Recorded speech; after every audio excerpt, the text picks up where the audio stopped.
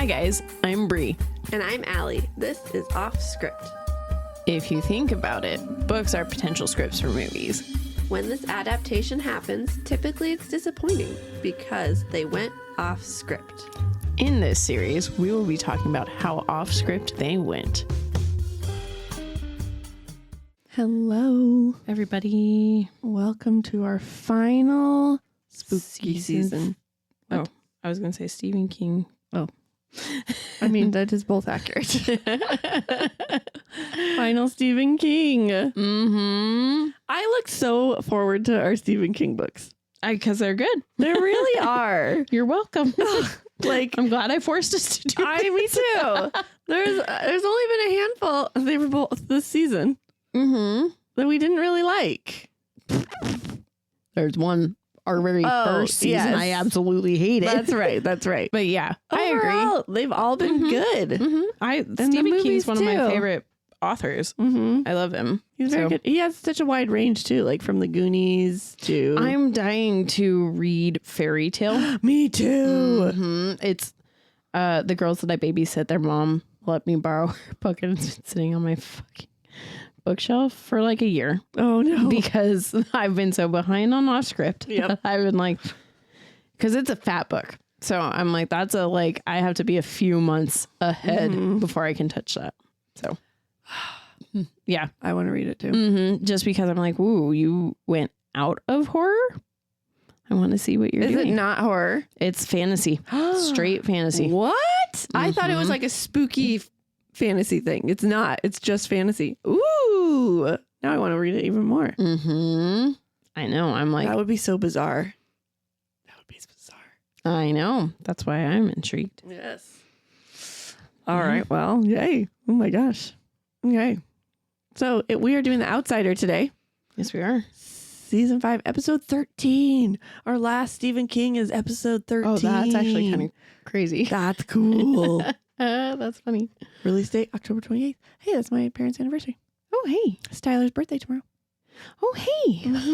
Mm-hmm. And then it's Halloween. And then it's Halloween. I know.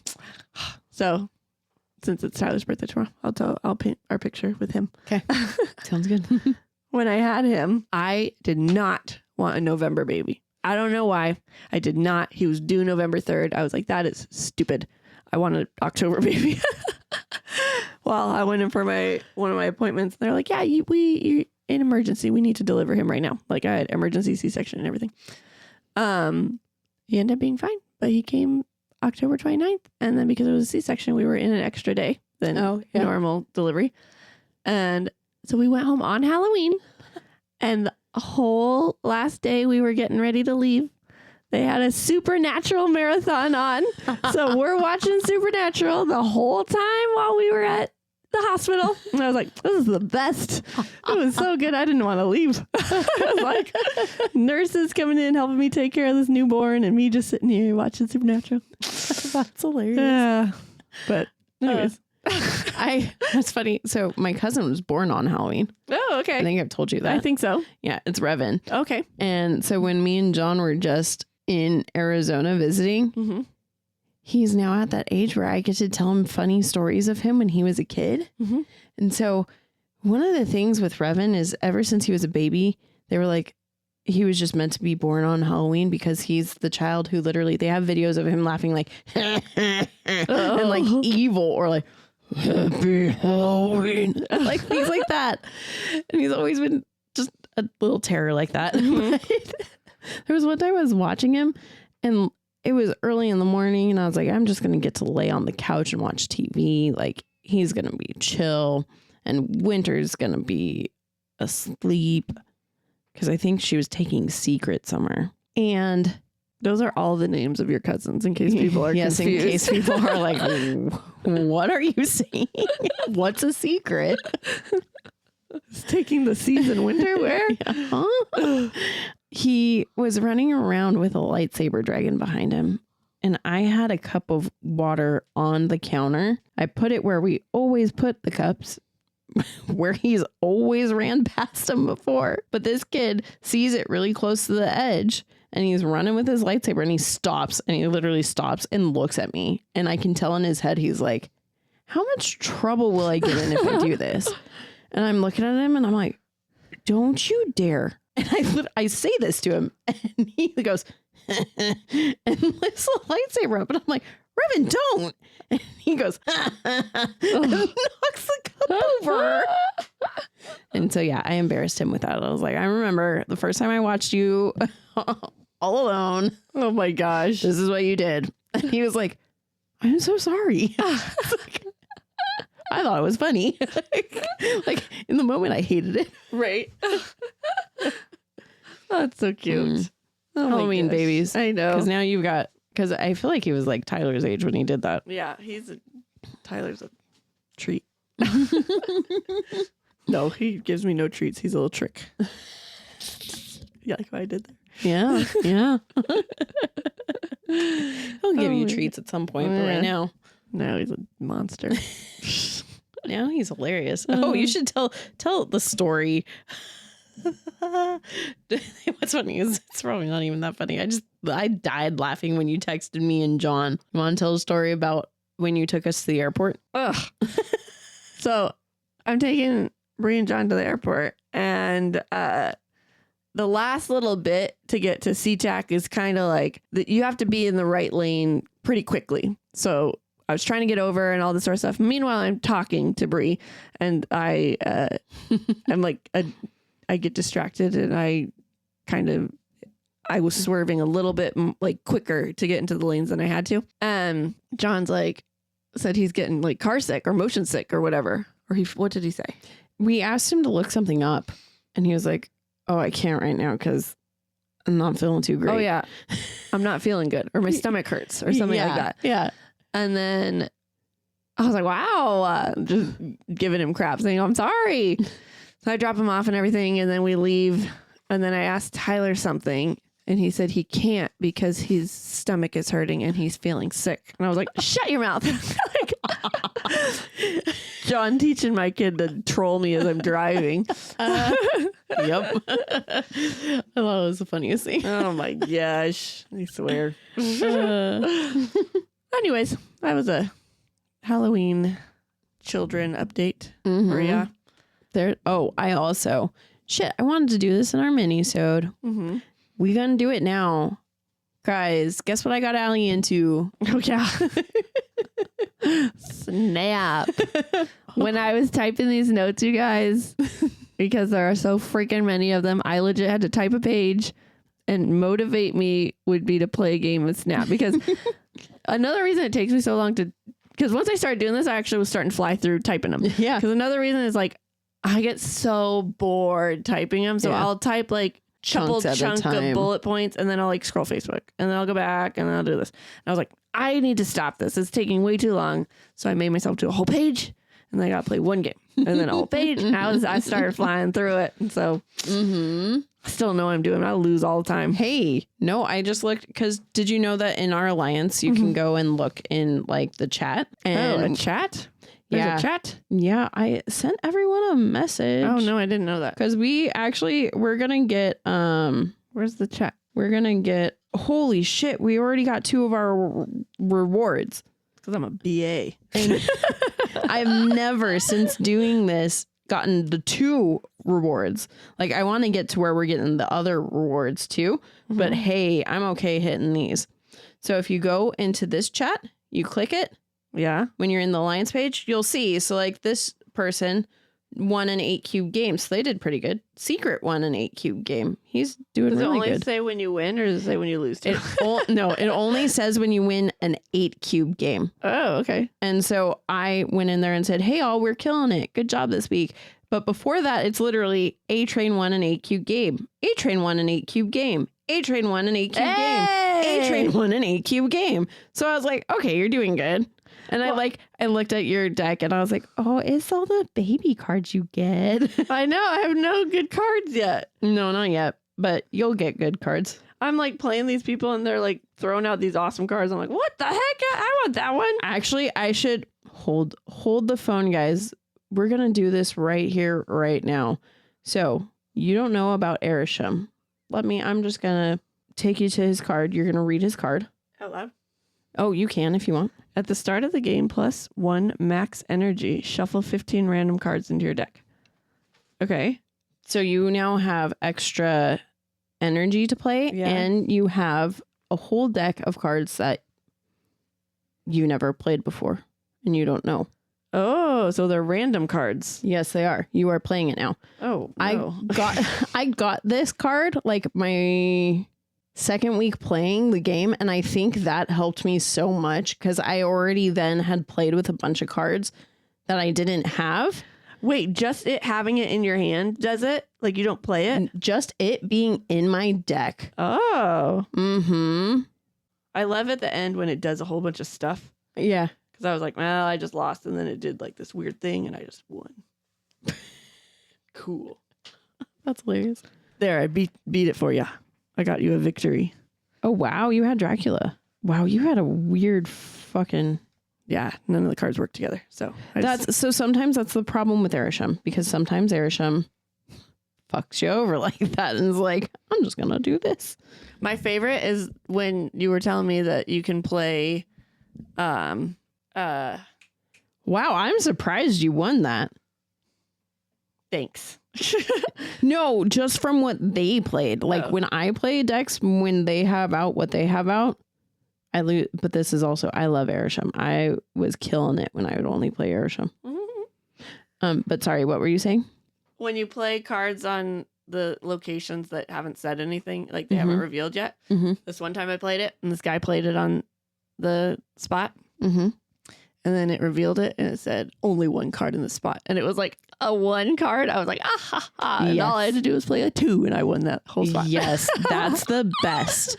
I get risky, and I will play it on a location that hasn't revealed yet, because there are locations that reveal that are like, cannot play cards here. And I'm like, I've got a card there. Yep. But then there's times when, have you seen a bar with no name or whatever yet? That's the one. I don't know the names. I just know the things that it does. It's the place where whoever has the least amount of points is winning. And so I hate when I play a card and then it flips open and it's that. I'm like, well, screw you. But then I love Magic, because Magic gives a turn 7. She changes the location. And so I always play her on that. I'm like, here you go. Nice. Now I'm winning because you haven't put shit here. Anyways, that's a whole thing on our already super long podcast. We went from painting a picture of kids. I just wanted to tell everyone I got you into it. I know. You'll have to cut out like almost all of that. Oh, yeah. You playing for sure. Like maybe I'll keep you starting in and then the end. Okay. Oh, man. All right. Okay. Let's get into this. Yeah. All right. So we got some trigger warnings with this one. Mm-hmm. There is the death and molesting of a child. Rape. Yeah. Molesting. I thought molesting was just touching. I thought it was kind of the umbrella of all of it, and then rape was more. I don't know. Is it different? I'm pretty sure. I don't want to Google that. I don't want to Google that either. I think I'm pretty positive there's a difference. Oh, okay. Well, then, yes, that. And suicide. So, warnings for you. Mm-hmm. Might not be the episode for you if you're not a fan of that. Yep. I mean, I hope you're not a fan of this. No, I mean, if you can't stomach it. Yeah. All right. So we got our synopsis. The outsider begins with a seemingly straightforward investigation into the gruesome murder of a young boy. But when an insidious supernatural force edges its way into the case, it leads to a seasoned cop and an unorthodox investigator to question everything in which they believe. We have our author, Stephen King, creator, Richard Price, because it's a show. So we did creator because there are 7 directors. Yeah. One of which is Jason Bateman. Yes. I love that. I know. Me too. Screenplay writers were Richard Price, Dennis Lehane, Jesse Nixon Lopez. Nice. Mm-hmm. Audiobook reader, Will Patton. And we know Allie loves him. My guy. The book came out May 22nd, 2018, and the show came out January 12th, 2020. That's only 2 years. It's funny because his later books, like his more recent books for us, because I'm pretty positive it's basically he just has a contract where basically it's like, cool, I'm writing a book, it's getting adapted. Yeah. So that's why it's I know now. that's why I'm waiting for Fairy Tale to get adapted. And then I'll be like, oh, we got to do it. So what'd you do first? I watched it first. And I read it first. Boy, was that a mistake. I really am happy I read it first. Yeah. But yeah. Yeah. I do think this one was the one to do it with. Because I think this is the first time you've had gut feelings like I've had towards the book. Yeah. I should say. Yes. Okay. And what are your thoughts? I love it. I think it's a great story. I think it's such a good story. Like it's creepy. So well done. Yeah. I love it goes back and forth in book and show with investigation and then what's happening and the investigation and what's happening. It was just so well, like you didn't feel like you were at one section for too long. Yeah. It didn't drag. Yeah. It's really good. Yeah. Why do we pick it? This was actually one that's been on my to be read list for a while. And when we started the podcast, Alan, I would go over for dinner and he would always like, you guys should do this and you guys should do this. And The Outsider was one of them. Very cool. Yeah. Cool. Well, I'm glad they chose it. And I also put it on Halloween because out of the books that we had, I thought it was the spookiest of them. I agree. Okay, you guys, I'm not gonna lie. I was expecting a whole bunch of like fun facts because it's a show and there's 8 episodes. There was like 10 episodes. There's just like 10 fun facts. That's it. And I was like, what the heck? Like, so they're this not. Could have been more fun. Yeah, so they're not great. But sorry about that. Number 1. Holly Gibney was described as a Caucasian woman in the novel, but Jason Bateman insisted that Cynthia Erivo be cast because he wanted to work with her. That's so sweet. I know, that's nice, huh? Okay, Julianne Nicholson, who plays Glory, get to that in a second, also played Kate Withers in Storm of the Century, another work by Stephen King. And both have a character named Ralph Anderson. Isn't it Marcy? In the book? Marcy Maitland? In the book? Yeah. Her name's changed in the show? Yep. And the girls. Oh. I thought her name was Marcy in the show. Nope. Wow. This is why I should read the book first.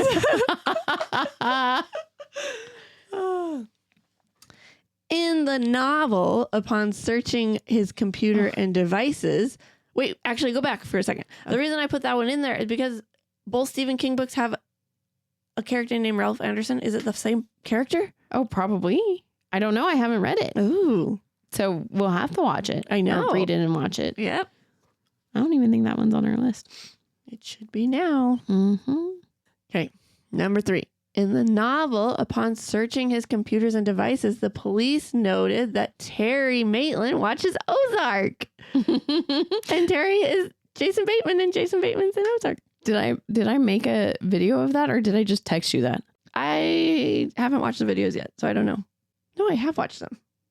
I was going to say, but I made my videos before I had read it. So then you probably texted me. Yeah.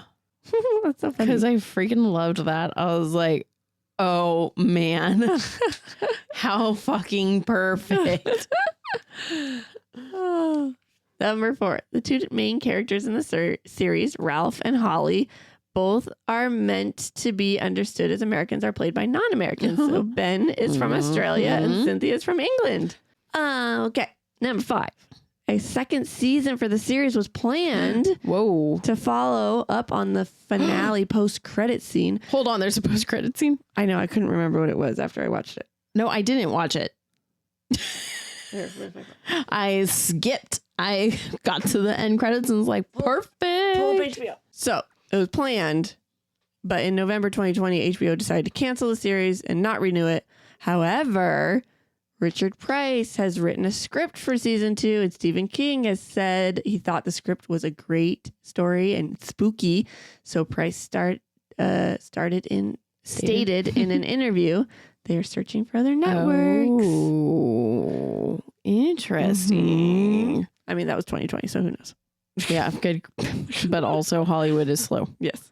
Let's do it. Let's do it. Let's do it. Let's see how quick we can do it. This is all dependent on you, girl. All right.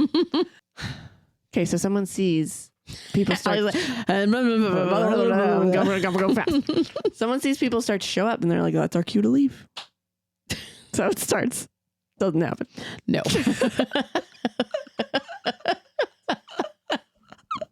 Well, it's the bad guys. So we have a moment with the bad guys at the very beginning. They're like, "It's time to go." Oh yeah. Okay, so police interview between Detective Ralph Anderson and an older gentleman named John Ritz. And Anderson's asking him what he witnessed because he found a 12-year-old Frankie Peterson dead and icky when he was walking his dog. He found him around 6:20 in the evening on Tuesday, and he saw a white van in the parking lot. That happens. Anderson tells the police to arrest Coach Terry, the Little League baseball game, handcuff him, and be sure everyone knows that he is caught. Yep.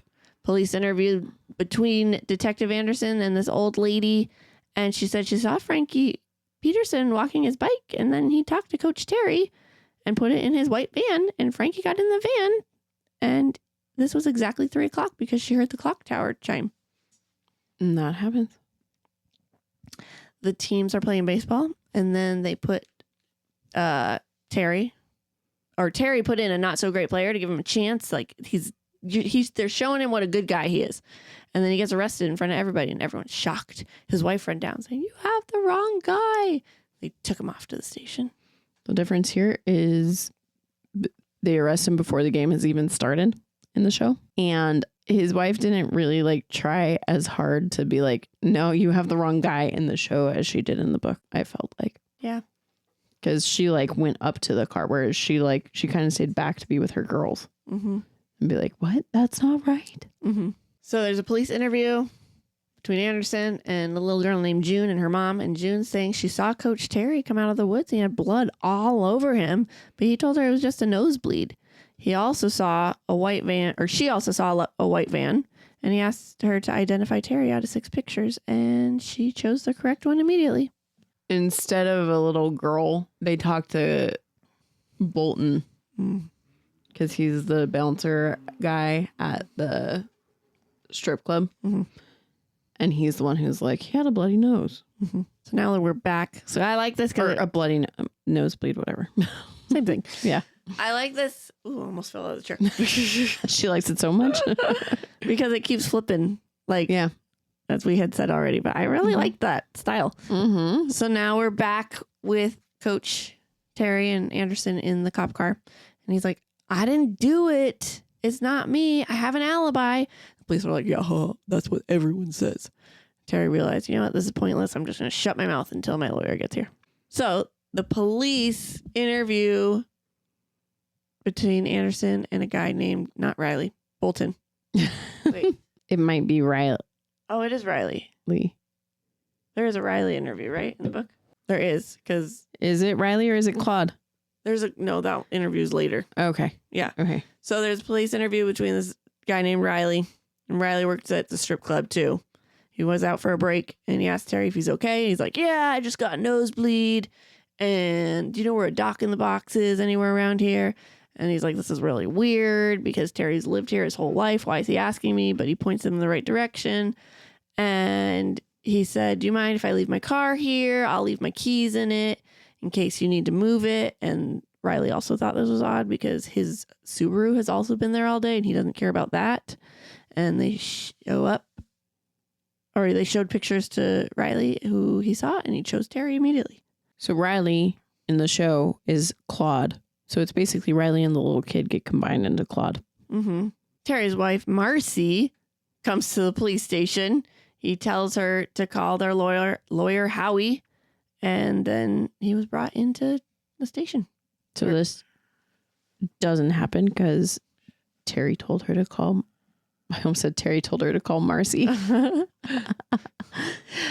Terry told her to call Howie earlier. Yeah, and her freaking name's not Marcy. Yeah, it's whatever Allie said. No, Glory? Glory. Yeah, that's weird. Why did they make that change? I don't know. They changed the girls' names too. I don't get it.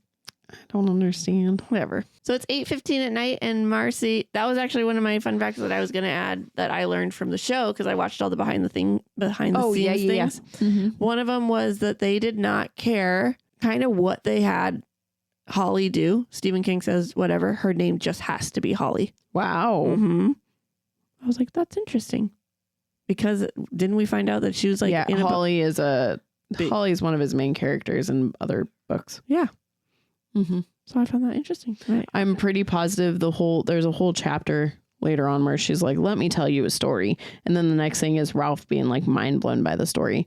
And I think the story is probably one of his other books. Oh. I would assume. That makes sense. Mm-hmm. Mm-hmm. Like her back, like something she's done. Mm-hmm. Duh, that would make sense. Mm-hmm. All right.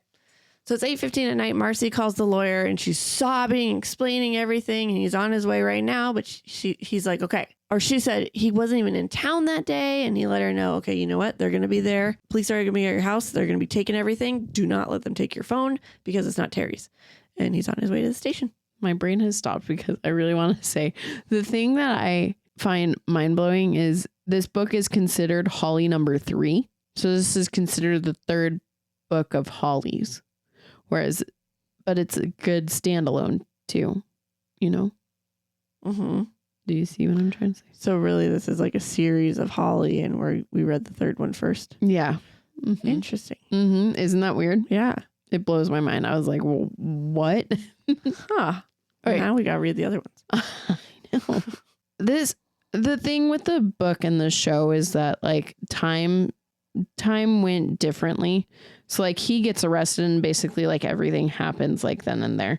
Whereas it felt like in the book there was like some time in between. Like she had time to go home and freak out and figure out what she was supposed to do with the lawyer. So this happens just not like timeline wise, strictly the same. So when I looked up who this guy was, it said the ADA, but I don't know what the ADA is. It's the defense attorney. But he wouldn't be the defense attorney because who's the defense? Or he's the prosecutor. Okay, so this guy named Bill Samuels, he's basically one of the cops, but something else. No, he's a lawyer. Lawyer. He's the lawyer who's defending the kid. But that wouldn't be defense attorney then. He'd be a prosecutor. An 88. No. I've tried. I Googled like all sorts of stuff. I could not find the answer. I'm like, I don't know. I'm pretty sure. Isn't it just the DA? That's defense attorney. Oh. Nope. Oh, the no, DA is the prosecuting attorney. Oh. Why do they call it DA? Oh, it's the district attorney. Oh. That's what it's meaning. Yeah. Okay, that makes sense. Yeah. Okay. Wow, we're smart. That's why we don't have jobs in law. I'm a fucking true crime fanatic and I can't tell you that. That's why I put it in there because I wanted to know what it was. Yeah. So, okay. No. I knew it was the attorney that like was the one who was going up against. But right. Okay, so the district attorney, Bill Samuels, was interviewing a person named Journey, I think. And she said that there was this bloody shirt and sneakers in the Subaru. And he reported it to the cops because he knew they were looking for one. No, that does not happen. Police interview between Anderson and Rainwater, which is a Native American cab driver. She picked up Coach Terry at the strip club and took him to the train station. And she was chatting with him. And since they knew each other, but Terry acted like he was asleep so that he didn't have to talk to her, which Anderson also had her identify the right picture. And it's just odd because why would he do that? It's just not very Terry-like. Yeah. Terry seems like an all-around nice guy. Mm-hmm. But maybe it's because in the heat of the moment, he needed people to not know. Oh, maybe. Oh, that's what the DA is trying to say. Yeah. That happened. Yep. Marcy got home and the cops are there and she's pissed off and some news crews come and the police help her get inside. That was nice. The main officer she's dealing with is pregnant and she's kind of rude to her, but I mean, I get it. Mm-hmm. I know. I was like, oh, that's messed up. But also, I guess your situation's messed up too. Yep. They ask if she knows anything off about her husband. She's just very sarcastic and just not kind. But this scene was not as long as in the book. Literally, it was just her getting home and being like, what the? Yeah. There's a whole drawn out scene. Mm-hmm. Yeah, I was shocked when I read it. I was like, oh, a lot. There's actually supposed to be, because content in it. Yeah. Yeah. Because like you can tell that Betsy, the female officer, is obviously doing her job and obviously is like, okay, this guy's kind of fucked. But she's also like, okay, but he's also got a family. So like, yeah, let me be here for you because while we're doing this. Yeah, because they're like, you know what? He's messed up, but you didn't know. Mm-hmm. Supposedly. Mm-hmm. Yeah. And it's kind of funny because like Betsy has a much bigger role in the show too. Her name's not Betsy in the show either. Oh, it's not? I know it's Reagan's at least in the show. Oh, okay. It's like Sue, I think. Oh. I didn't catch that, but I think again it's because they just call her Reagan's. Okay. So I was like, why didn't they add this scene in? Because this seems a little bit more. Yeah. Because like her whole story in the show is that she's pregnant and then she has a baby. And then she doesn't even know, but there's a chance that someone's about to get her baby. Which is not in the book at all. Yeah, exactly. So I'm like, why did you add that stuff? And you couldn't have given her this scene. I know. All right. So police are interviewing Bolton now. And Bolton was a security guard at the strip club. And he saw Coach Terry get off the payphone. He's probably calling the cab. And it was odd because he had blood on his back. And who gets blood on their back with a nosebleed? And he acted like he didn't recognize him. And he shook his hand, though, and thanked him for being a good influence to him. And he cut Bolton on his hand from like a coke nail. That's what he called it. Mm-hmm. What's funny, I can't even remember how I knew this when I was young, but my pinky nail grows like none other. Yes, mine too. It gets long quick. And I'm always like, oh, people are going to think I'm doing coke. I'm not. But yes, this happens. But something different is that Bolton tells Anderson right here that he got cut. He never told him. Yeah, in the show. Yeah. He has to look in the security footage. Yeah. And he's like, wait a minute. And then he goes and talks to him and is like, did you get a cut? Yeah.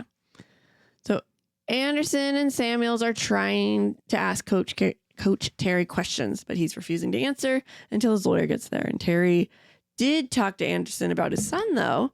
He coached his son in baseball, and he told him about how his son wasn't a very good player, and the kids called him names. But then Coach taught him a few techniques, and the boy started to love him. And Ralph made note of how he did not have any long nails. What's funny is I used to be of the mind to think that if you're innocent, you should just talk. Mm-hmm. But then after listening to all my true crime podcasts, I'm like, oh, fuck, if you're innocent, you do not talk. Mm-hmm. Because literally the Miranda rights say it, but you always think, oh, that's only for the bad guys. No, whatever you say can and will be held against you in court. Mm-hmm. So unfortunately, it's sad. I just think of that. Like I watched a show that was very much same basis kind of as this, where like innocent man gets arrested and has to go to jail, threatened of like death penalty and all of this. And I watched it with John, and John was like, he's innocent. He just needs to keep saying he's innocent. Why isn't he talking? And I was like, because even if you're innocent, they will find a way to twist your words. Mm-hmm. Mm-hmm. All that happens except for making notice of the long nails. So Howie shows up and he's pissed. He went and asked them what Terry said in the initial interview that got him arrested. And they're like, we didn't do an initial interview. And he's pissed off. And Ralph went sharing. Just so you know, guys, I switched between Anderson and Ralph like the whole time. Mm-hmm. They're the same person. Mm-hmm. And went off sharing details about this boy's death, which he's not supposed to do. And then Howie went and talked to Terry, and Samuels went to get food, and Anderson was just starting to think more like, you know what? There are some things about this case that just aren't making sense. This happens, but the thing that I would say is in the show, because my favorite thing to say. There's no way to show the inner monologue here. Mm-hmm. And so like to me, Anderson was always pretty much like, this is our guy up until Terry died. Spoiler. Sorry. And then I felt like that because when Terry dies and then like says what he says to Ralph, that I felt like that's kind of what kicked him and was like, maybe we should have looked deeper. Mm-hmm. But other than that, in the show, they don't really show that he's like, because through all of the interviews and everything, he's always like, okay, but this person said that though. Uh-huh. And that's odd. But no, it's Terry for sure. But there's also this. Mm-hmm. So then we get a note from forensic and it's breaking down all the blood and the fingerprints. So we're getting all the details that, yep, it's Terry. I mean, they say that. I guess so. Yeah, in the show. Like. When the detectives go in, Howie makes them tell them why they arrested Terry without interviewing him. And they said about countless eyewitnesses and fingerprints at the crime scene and the DNA there sure will come back as a match. And Howie lets Terry tell his side of the story. And he wasn't even in town. He was at an English teachers conference in Cap City, and he left at 10 a.m. on Tuesday, and he stayed there overnight. They watched an author speak at 3 o'clock, and he waited in line to get his book signed after, and he spent the whole day with his colleagues, and they went to dinner that evening, and the detectives were thrown off and shocked. I love that the author that they went to watch was basically Stephen King. Yeah. Yep. It was great. It was like a murder... like a spooky horror writer. Mm-hmm, mm-hmm. Mm-hmm. What's funny is in the show it was just a teacher conference. Mm-hmm. There wasn't an author there. His question in the TV show is about censorship, and I thought that was funny because I felt like the question got changed because the question in the book very much like ironically tied into the story very well, whereas in the show I felt like it was kind of a jab at censorship in today's day and age. Which, I mean, that was the whole point of the conference in the book. Mm-hmm. But his question in the book was like, why do you have characters swear or not swear or something like this? Mm-hmm. And I loved that his answer was like, I don't have them swear just for no reason. Like, if you stub your toe, you're going to swear. And that's when I have them swear. And I was like, oh. I was like, thank you, Stephen King, for making me realize when you swear in your books. It's for a real reason. Yeah. Gosh. Yep. So the autopsy report came back and it said that there was semen all over the body and he was missing body parts like earlobes and his nipple. Like they were like bitten off, either kept as trophies or eaten. Gross. Why are you laughing? Because of how you just said that. Either kept his trophies or eaten. That's gross. I'm sitting over here. I've heard stories like this before, so it doesn't even faze me. Yuck. We don't get like an autopsy report, but we know about this in the show. Mm-hmm. So Terry was escorted to the holding cell, and all the news reporters are trying to ask Howie questions, and he's like, get out of here. The difference here, and I think the only reason they made this difference in the show was to show the dire situation that Terry's in. But in the book, all of the people that were coming into a holding cell, they each got their own cell. Mm-hmm. Whereas in the show, it was they were all supposed to go into one, but Terry like stopped and looked at the cop and was like, I can't go in there with these guys. And then he got his own cell. And sure enough, the guys were yelling at him from across the way, like, oh, you're a child killer. Blah, blah, blah.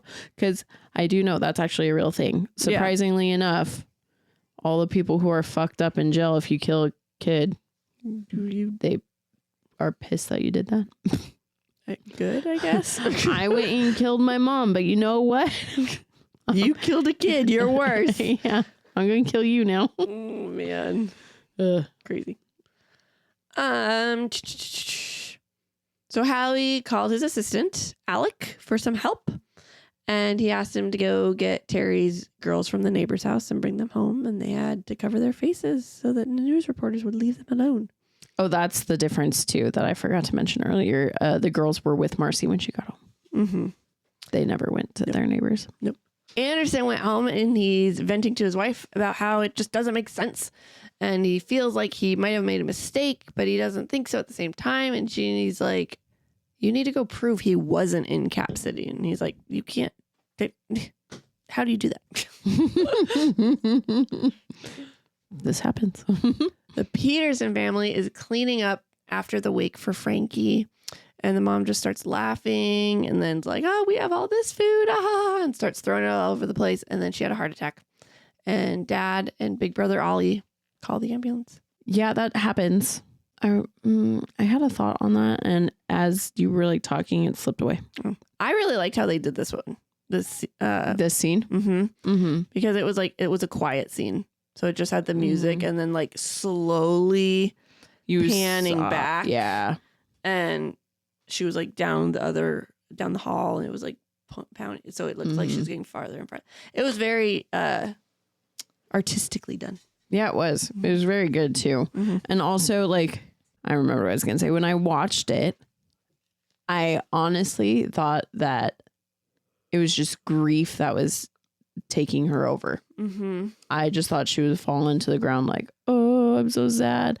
Until like they freaked out and like grabbed the phone to call 911. And I was like, oh, shoot, what happened? Yeah. So then I kind of liked reading this. I was like, oh, okay. Yeah. This all makes more sense. Yes, I can see how it would have been. Marcy laid in bed with her daughters and Marcy can't sleep because she's so angry and worried about Terry. And Sarah, who's her oldest, is crying with her about her daddy. We don't get that many scenes like this with Marcy and the girls. No. Also, the girls were way younger in the... Yeah. Yeah. I was pretty bummed about that. Because they're like 10 and 13 or something in the book. And they were like 8 and 5. Well, I think because of the like scary dreams that she has. Because of how she reacts to them. I feel like they were like, maybe we need to make this a little kid. I guess, but I don't know. I'm 32, and if I saw a freaking creepy ass man in my house, I would have the same reactions. Pardon my language. I also think that, because the girls, I mean, in the books too, but the girls were always just like, oh, I just heard this man ask this question. I have an answer for him. I'm going to answer it. And I feel like it's easier to let little kids get away with it. Whereas teenagers, the mom would have jumped in and been like, nah, go away. You know? Yeah. So maybe that's why, but I don't know. So Terry is now escorted to jail and he realizes no matter if he gets out of this, their lives are ruined forever because everybody's going to think he's a child killer. Again, you don't really know that's what he's thinking, but you can guess that's what he's thinking. Howie woke up early because he just couldn't go back to sleep. So he called Alec and Alec let him know there's a bunch of security footage at the hotel and there's something very exciting they got. So you see Alec go to the hotel and do all of his research there. Yeah, which you don't see in the book. Yeah. And I don't think we see Howie wake up early for that either. Anderson's talking with his wife and he is so confused why someone would rent a car to kill someone. And so she's like, you need to go look for fingerprints at the hotel. He's like, that was 4 days ago. And absence of fingerprints is not a reason to arrest someone. She was silently wondering, why the heck did you arrest him if you had all these doubts? How I think that happened. I think it happened with the first conversation that they had. It's not multiple. Again, the timeline in the show is very different from in the book. It's just a Stephen King book where he breaks it up a lot and why when they can put it all together in the show. So it makes sense why it's all together. Exactly. Yeah. Howie and Marcy say they struck, or Howie tells Marcy they struck gold. And his last name Gold. He's like, pack things up for Terry and get to the station. And he sends her something and her and the girls started cheering. They were so excited. What could it be? We don't see that in the show. Yeah, I don't think so. I think they tell Marcy when she's at the jail. Yeah. Like when they're telling like, oh, hey. Merlin Cassidy, this new random character we're meeting, sleeping in a Walmart parking lot. He was confronted by the police and it turns out he's 12 years old and he ran away from home because he has an abusive stepdad, and he has stolen 4 cars, and he's traveling across the country. He was brought nicely to the station and put in foster care. This guy we don't even see until way later in the show. When he got brought up right now, I was like, whoa, you're here already? That's because the show did it so that we would remember him. Yeah. It was like almost same episode or next episode. But Stephen King did Stephen King is like, I'm going to place this little Easter egg here. It and you'll pick it up later. Like 7 hours of audiobook later, we'll bring him up. Yep. Howie showed Anderson the video that Alec got, and it's of the conference, and Terry stands up and asks a question. Anderson is blown away, but he still plans to go to Cap City to find evidence that he wasn't there. Yep, that happens. And then we find out the Peterson mom died. Yep, that happens. Marcy got Terry's best outfit, and Howie grabbed her, and they went to the prison. And when they got there, they let Terry know they have him on video, and he's like, oh my gosh, maybe they have my voice. And they're like, no, they have you asking a question. And they're just so excited. But Howie's like, we could always use more evidence. You got something? Prove you were in Cap City even more? And he's like, yes, I think there might be something. That happens. Anderson watched the security footage, and it was obvious that it was Terry. And he decided to go to the gift shop, and he spoke to the lady there, and she recognized him because he showed her his picture. And he's like, yeah, he handled this book because it's on the top shelf. No one handles this book. So Anderson bought it. In the show, this scene is done so different. And like him and the other guy find out about the book at the same time. And then they're rushing and racing to the hotel to get the book. And then Ralph is there just a little bit quicker than Alec. And then like as Alec's walking in, Ralph is walking out. And he's like, that's not by chance a book, is it? Petersons got home. Dad couldn't plan another funeral, so Ollie's going to do it. And Dad went upstairs asleep. We don't really see much more of the Petersons until... Yeah, not really a whole lot. It's go time. Alec went to go buy the book. This is what Bri just said. He beat him to it. Mm-hmm. Ralph took the book home and did a forensic fingerprint test on it. And he showed it to Samuels and Yoon, which was another cop detective on the case, and it's a match. And Samuels is like, what if hypothetically we didn't find this and it just didn't find its way to the evidence? And he's like, I can't do that, even though he knows that's kind of what he was thinking about doing, because subconsciously, because that's why he did it at home and not in the office. But he put it in evidence. And later Jeannie came in and said, hey, our son is super upset. He's at camp and he needs you to like calm him down because Coach Terry used to be his coach, as we said earlier, so he's upset. And she just was like, I need you to tell me, do you think Coach Terry did it? And he's like, doesn't know the answer. Big difference here. The biggest difference of the whole freaking show. Ladies and gentlemen, their son is dead in the show. I was floored because this changes a lot of how they react to things. Mm-hmm. In the show versus the book. It's like their main center point is they're doing this stuff because their son is dead and they have like all these griefs still and everything. And they haven't let go of their son's death, and they fought. Oh, he went to, I forgot he was in therapy in the show too. Yes. He is in therapy and he goes to the therapy and all he talks about is his dead son. And like, he has a dream with his dead son. Jeannie and him are super rocky because their son died. And like in the book, it said what a great relationship they have. Mm-hmm. And, yeah, it changed a lot. I was so upset. I want to say I don't get why they did it, but to me, I think it's easier to make Ralph believe everything when he has his kid's death and all of that going on too. Yeah. Because like the dream to him, the dream was essentially the bad guy dressed up as his kid. And that's what made him realize, because he was like, if my kid could come and talk to me, he wouldn't come and talk to me. Like, why would he? And so that's when he started to be like, okay, maybe there is something bigger here. Oh, gosh, whatever. And that's not what makes him start to believe in the book. Nope. I don't even think he really truly believes up until he sees it. Right. So Ollie had to do all this funeral stuff. He's in a daze for a few days. And Dad just kept sleeping. Ollie is so not in the show that I forgot who Ollie was. He's the brother. Yeah, the one who... Yeah. Yeah. I know who it is, but like this doesn't happen in the show. Okay. So Ralph and Terry are talking, and he asks if he knew Frankie, and Terry's like, no, I mean, I knew him in passing because I live in this town and I know the kids, but he never played baseball. I did know Ollie because he played baseball, but he didn't really continue with it. He asked him if he killed him again, and Terry's like, no. And Ralph couldn't believe him. I mean, if I were in his shoes, I guess I would probably not believe him too. I know. Like it's if I had that much evidence against him, yeah, I'd be like, even reading it, I was like, okay, like just because I'm no Stephen King, I was like, okay, what's supernatural? What's it gonna be? But like, if I was, real life, I'd be like, okay, you had to have a twin that was there. But how did you get the fingerprints on the book? Like it would it would be a double.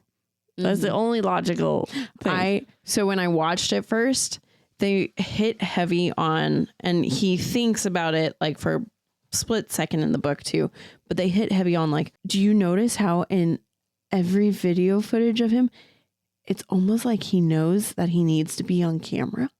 Mm-hmm. And so then I was like, because they even do a freeze frame where when he's asking the question, it looks like he like stops and looks at the camera. Yeah. So I was like, oh, he knew. Yeah. So then I was like, how did he do this? I want to know how he did this so that he's going to get away with it. And then the very next episode, I was like, oh, that's great.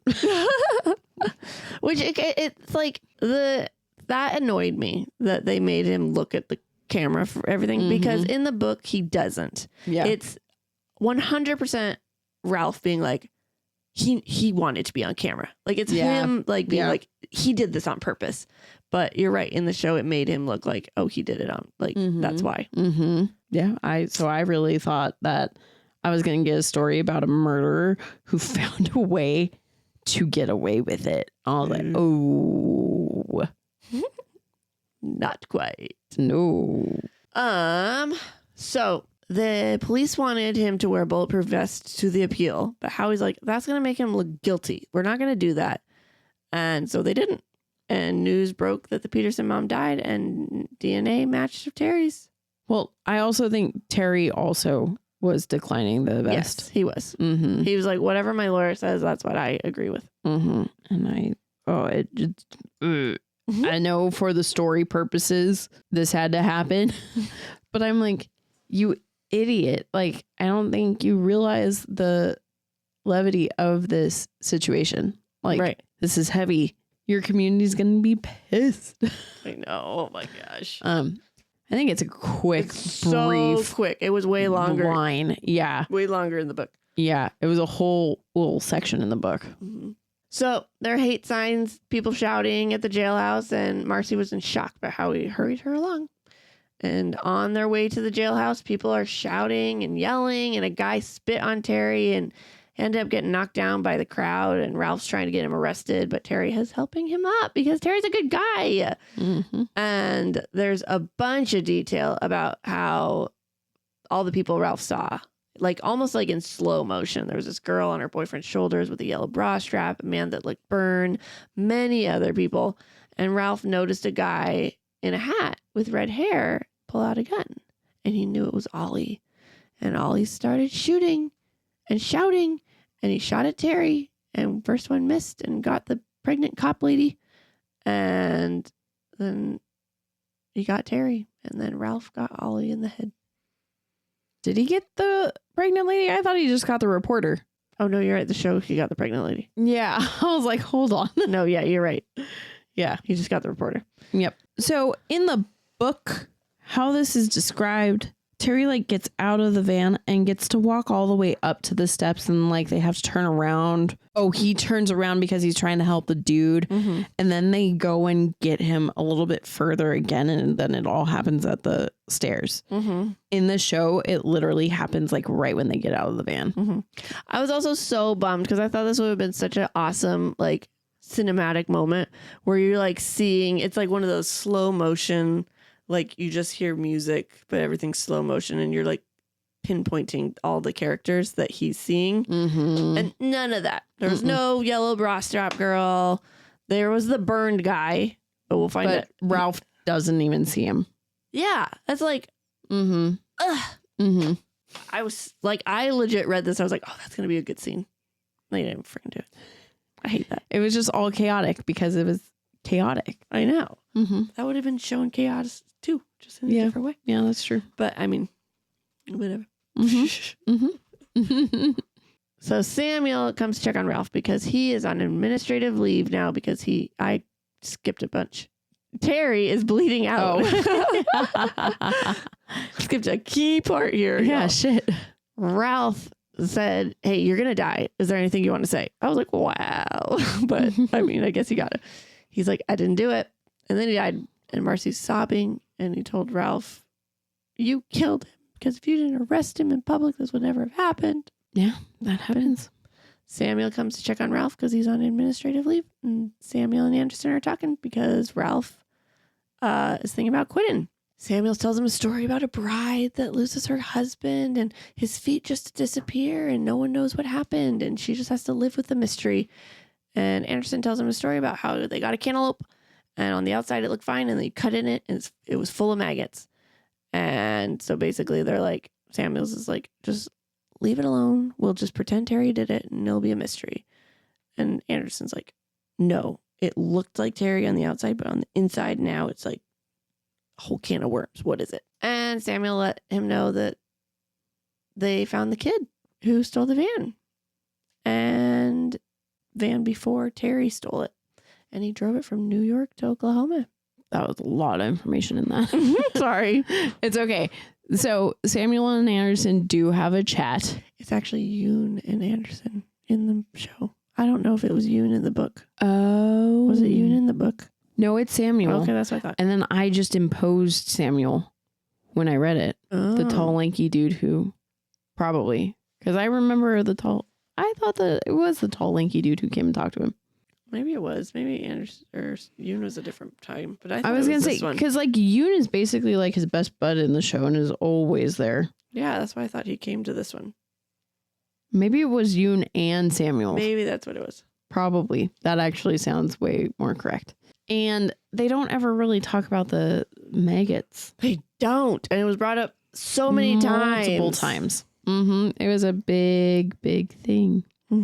So now we're at the Peterson house and his dad is making a hangman's noose in the backyard at night. Don't see this.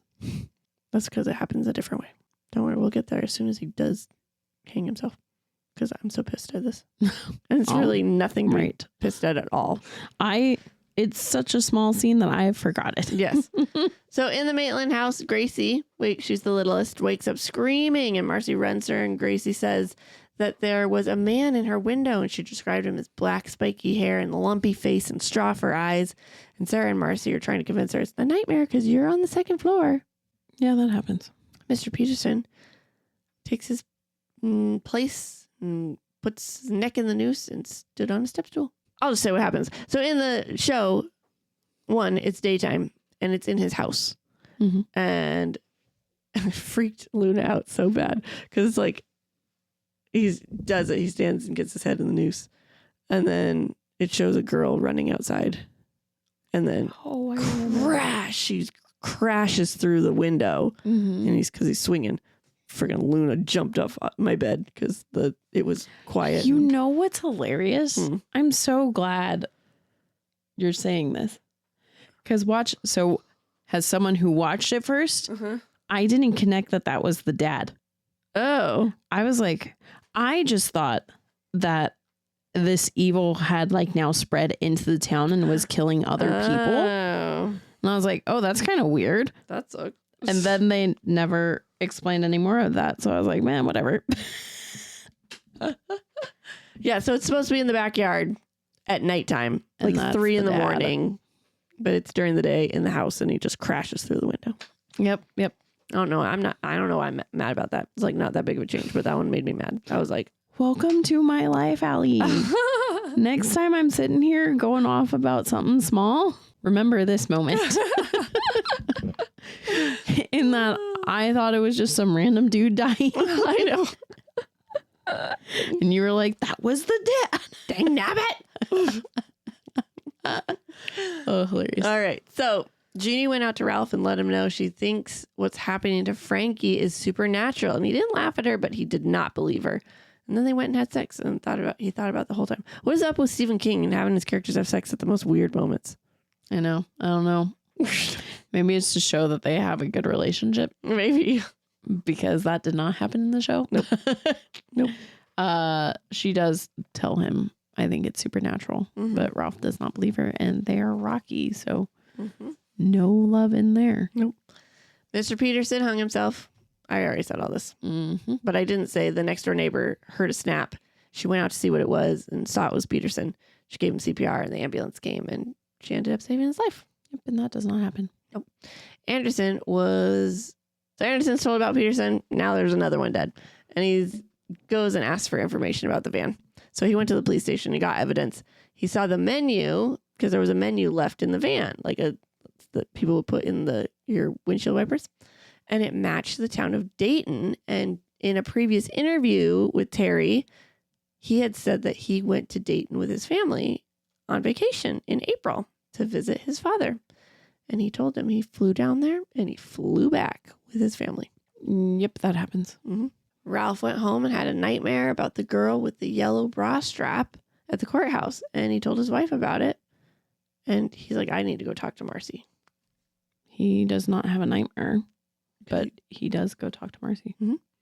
The girls are grieving by listening to the Beatles. I thought this part was just so sad because it's their dad's favorite. I was sad that he chose the Beatles to be the dad's favorite. I was like, if I were the mom, I would be like, I know you're grieving, but you can't listen to this shit all day long. All day long. But the sad part is that's how they grieve, which is it reminds them of their dad. But it reminds Marcy of all the happy times and she can't handle listening to it. So it's like, but she's being the mama and she has to let her girls listen to it as it kills her inside. Mm-hmm. So she went outside to have a smoke and there's Anderson. And Ralph starts talking to her and he's like, what if Terry didn't do it? And she's like, what the? He didn't do it. He told you. And he slammed the door in his face. Yep, that happens. Marcy called Howie and was like, hey, so he said, what if it didn't happen? And Howie got pissed. He's like, he's not allowed to do that. It's because you're suing the place that he's trying to talk to you and everything like that. And she's like, but it put a bug in my ear. Like, the guy's still out there and there's no way we can clear Terry's name and live here if he's not caught. So she wants to meet with Ralph and Howie. Yeah, that happens. Well, not that much detail. Yeah, not that much detail. I don't ever think, like, yes, their future in the town does get brought up, but I don't think she's ever thinking about that. I think in the show, her whole purpose is we have to clear my husband's name. Yeah. So a farm boy called his dad and he's like, there's been someone sleeping in our barn and there's brand new shoes and jeans and there's this buckets of like semen all over the place. Yuck. Ugh. His dad said, call the police. He's like, I'm not calling them here though, because it's getting weird. So he ran and called him somewhere else. And it turns out the belt buckle was the same one Terry had at the crime when he did the crime scene. At the scene of the crime. He did the crime scene. Oh my gosh. Yeah, that happens. Jack Hoskins. He's a detective who's been on vacation, but he had to come home early when Anderson went on leave. And he's pissed. He already doesn't like Ralph because of a comment he wrote on a review, which he's like, no comment, because he has nothing good to say about this guy. And he went to check the officer who just had her baby. And then he stopped by the Petersons' room and he's in a coma and he's probably not going to wake up. Jack's story is so much more involved in the show. I hated it. And like, he's basically there from episode 1. So stupid. And so like, yes, we know that he had to come home early from a vacation, but the rest of that doesn't really happen. You do know that him and Ralph don't like each other, but he also is like super friends with the pregnant lady. Yeah, like best friends, which then makes a scene later on in the show a little bit spooky. Mm-hmm. So Anderson, Howie, and Marcy met. He asked him questions about the vacation. And turns out Terry's dad has dementia. And Terry wasn't the greatest fan of his dad, but his mom wanted to keep the relationship up. So he kept going. The whole family was together the entire time, except when Terry visited his dad. And on the last night they were there, Terry got a cut from an elderly because they bumped into each other and slipped on the floor. And Howie walked him out after talking. And he's like, I understand this means a lot to you because you have a kid the same age and knew Terry and all this. But if you want to let me know why that cut interested you so much, let me know. Yes, that happens. Yoon let Ralph know that there's something weird going on with the clothes they found at the barn. And they agreed to meet so he could share. Yep, that happens. Hoskins got a little tipsy at the strip club. And then he drove to the barn. And he went there and he was a little spooked because he thought he saw someone in the shadows. And he forgot his gun in the car. But it turned out to be nothing. And he saw the shadow behind him and it touched his neck. And his neck started getting really hot and painful. And then he left and convinced himself there was nothing there. Yep, that happens. Ralph and Yoon chat and Yoon shows him fingerprints on the belt buckle. Some of them match Terry and some are sort of Terry's, but it was very old. And then the stuff the kid thought was semen turns the hay black. And there are buckets of it, so they aren't sure what it is. Yoon said that his wife thinks it's supernatural, and Ralph's like, hey, mine does too. And then there are all sorts of clothes except a shirt.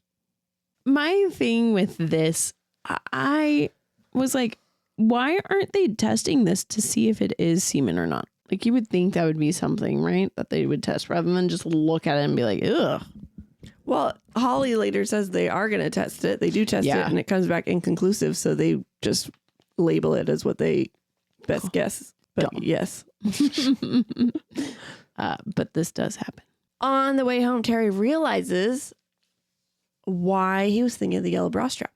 Because that wasn't the only thing yellow he saw that day. He saw this guy with burns all over him wearing a yellow shirt.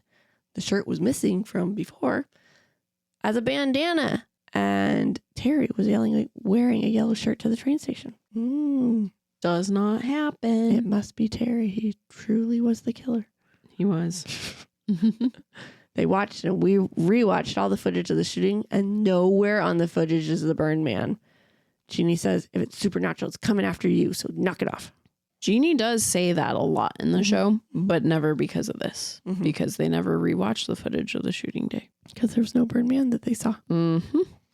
Howie, Alec, Ralph, and Yoon were all talking, and they agree the burned man was there. And Yoon let them know that the van had 6 fingerprints on it. It had Terry Merlin, the old Terry, and 2 previous owners, but they didn't know who the last one was. Yeah, that happens.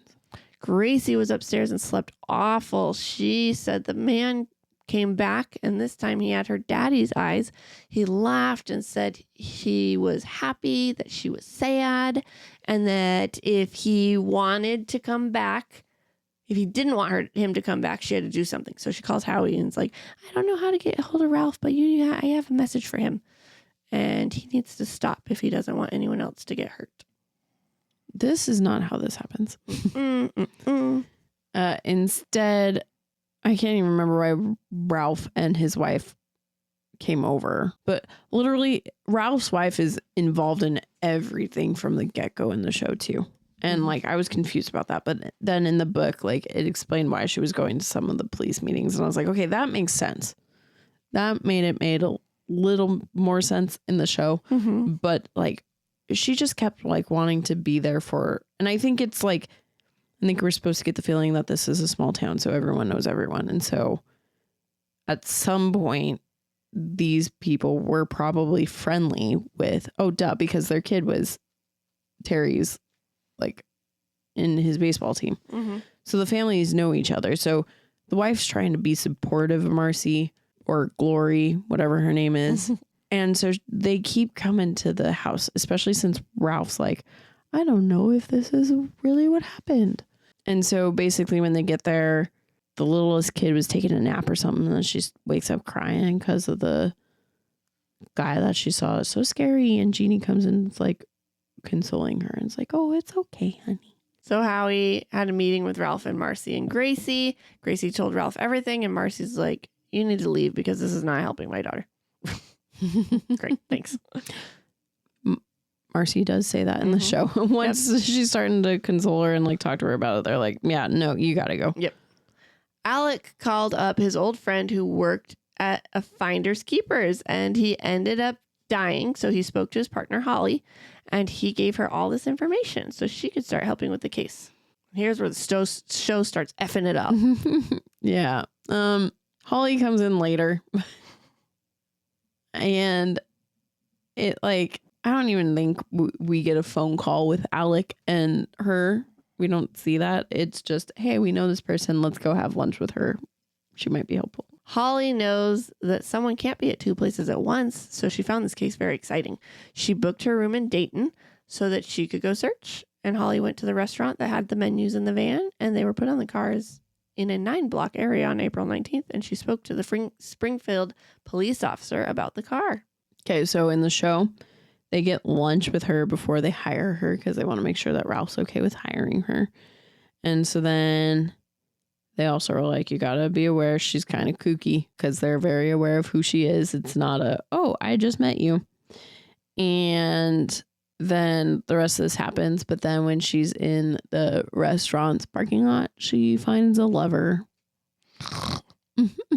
I was so sad when I read the book. I was like, oh, she doesn't get any love. No, because her love died. Oh, I missed that. Her boss, who Alex said his friend, that was her. That's who she loved, and he died. Like in a relationship? That's how I read it as. No, I read it as like a father because he was way older. I read her grieving like she loved him and missed him. I read it as a dad. Oh. Because they kept talking about how old he was and how not old she was. I missed all that. Oh. Well, no, she doesn't get a love interest, and I'm fine with that. I was sad. She went to talk to Terry's dad, but the orderly said no because she thought she was a reporter. But with talking to her a little bit more, she realized they don't know that Terry's dead, so it's a reporter for a different reason. So Holly ended up looking up the news reports, and on the 25th of April, when the Maitlands were there was a murder involving 2 girls. They were also raped, and then, but someone was caught.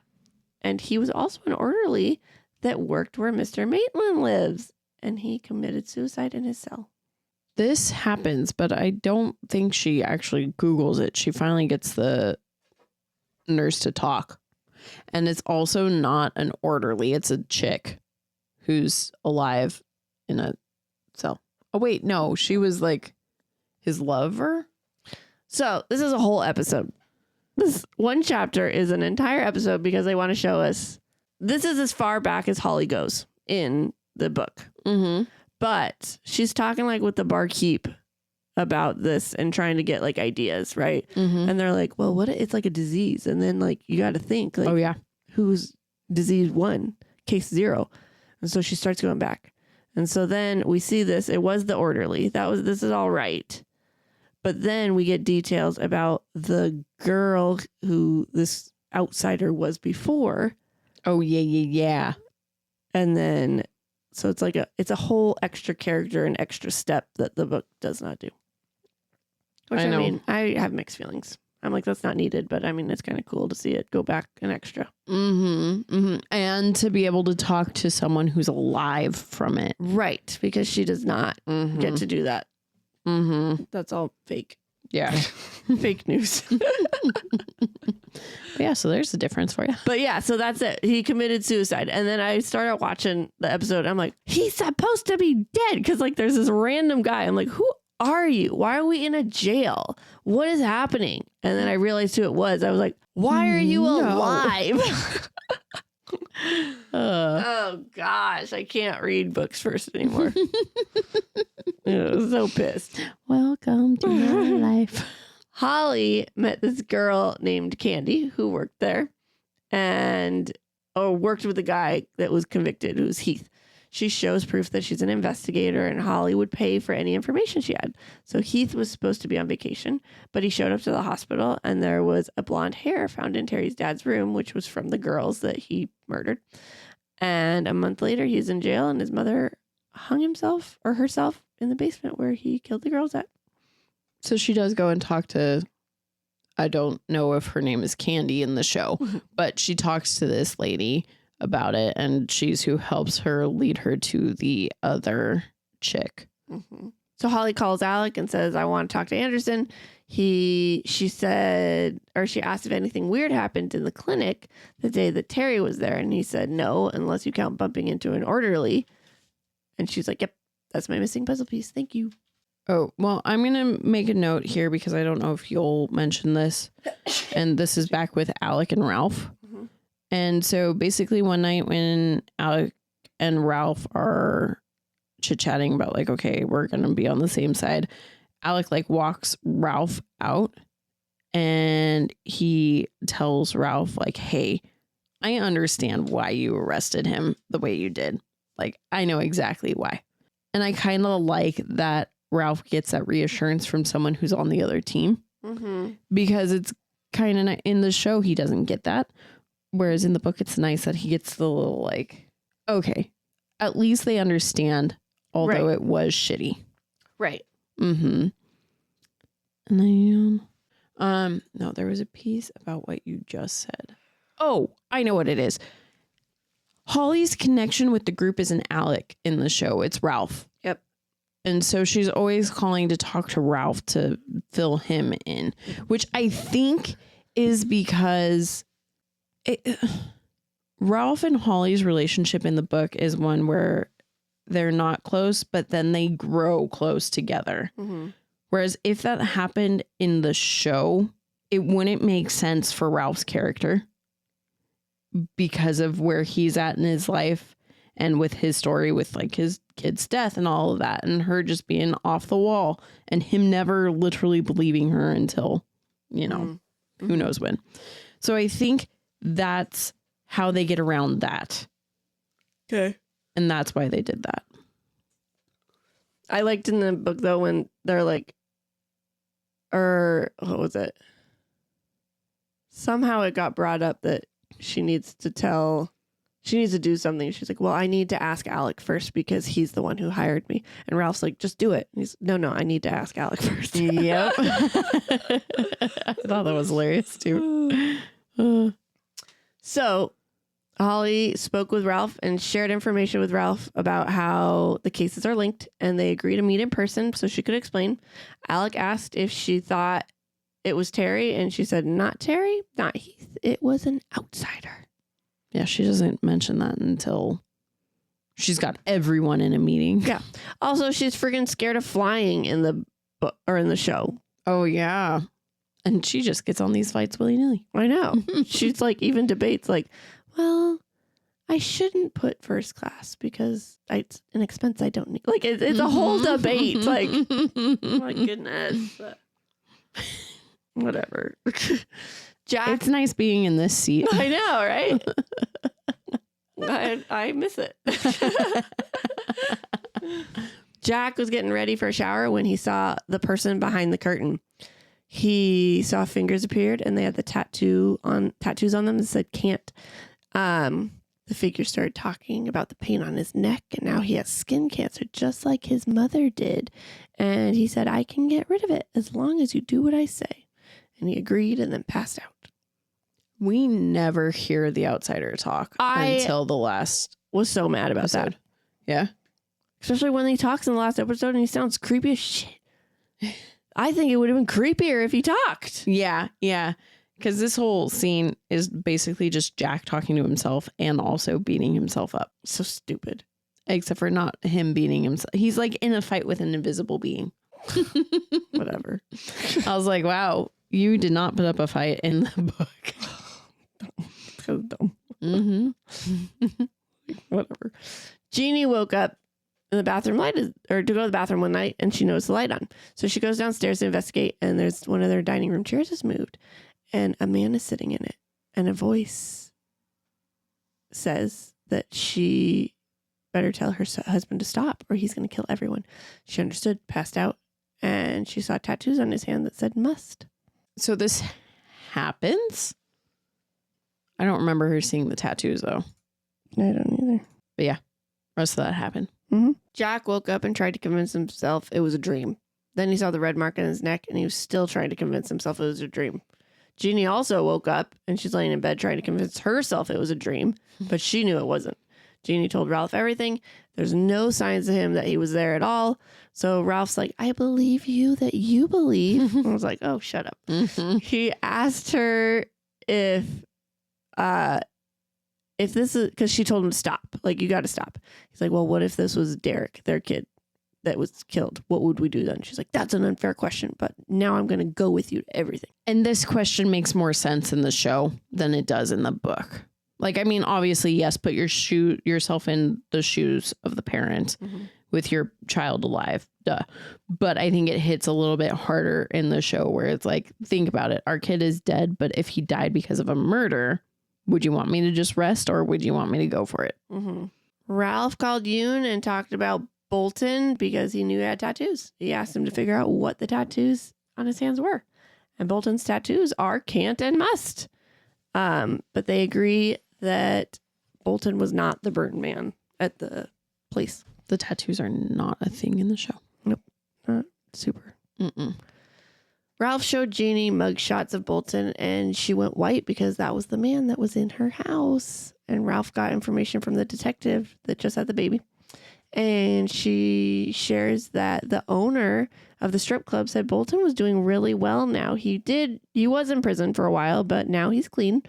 And he has an alibi because he's not even here. He's with his mom down in Texas right now. Correct me if I'm wrong. Was he in Texas? I just thought he was like out of town. I didn't think he was all the way in Texas. I don't know if it really ever says where he is. Okay. I felt like, because they don't ever do like this whole like trip thing. It almost just feels like it's maybe like a road trip, like a 2-hour road trip down the road. Mm-hmm. Not, okay, we got to go to a whole different state. Yeah. Who knows? Mm-hmm. So Jack had one of his employees check his neck, and she agreed that it was a bad sunburn. What's funny is in the show, he doesn't have someone check. Someone just sees it and is like, hey, that looks like a bad sunburn. Yeah. Question. Yes. You watch it. Reading it, unless watching it confused your brain. Mm-hmm. Did you feel like, because they never talk about another person being controlled in the book like this, right? They do in the show. They show someone who also has a burn on their neck, right? Mm-hmm. And in the show, they say, the guy says, or Holly says, I think that's how they control him. Mm-hmm. I purely reading it was like, that was specific to Jack, because the outsider is like, your mom had skin cancer, so this will freak you out. Oh. I didn't see it as, I just have to touch your neck and I have full control of you.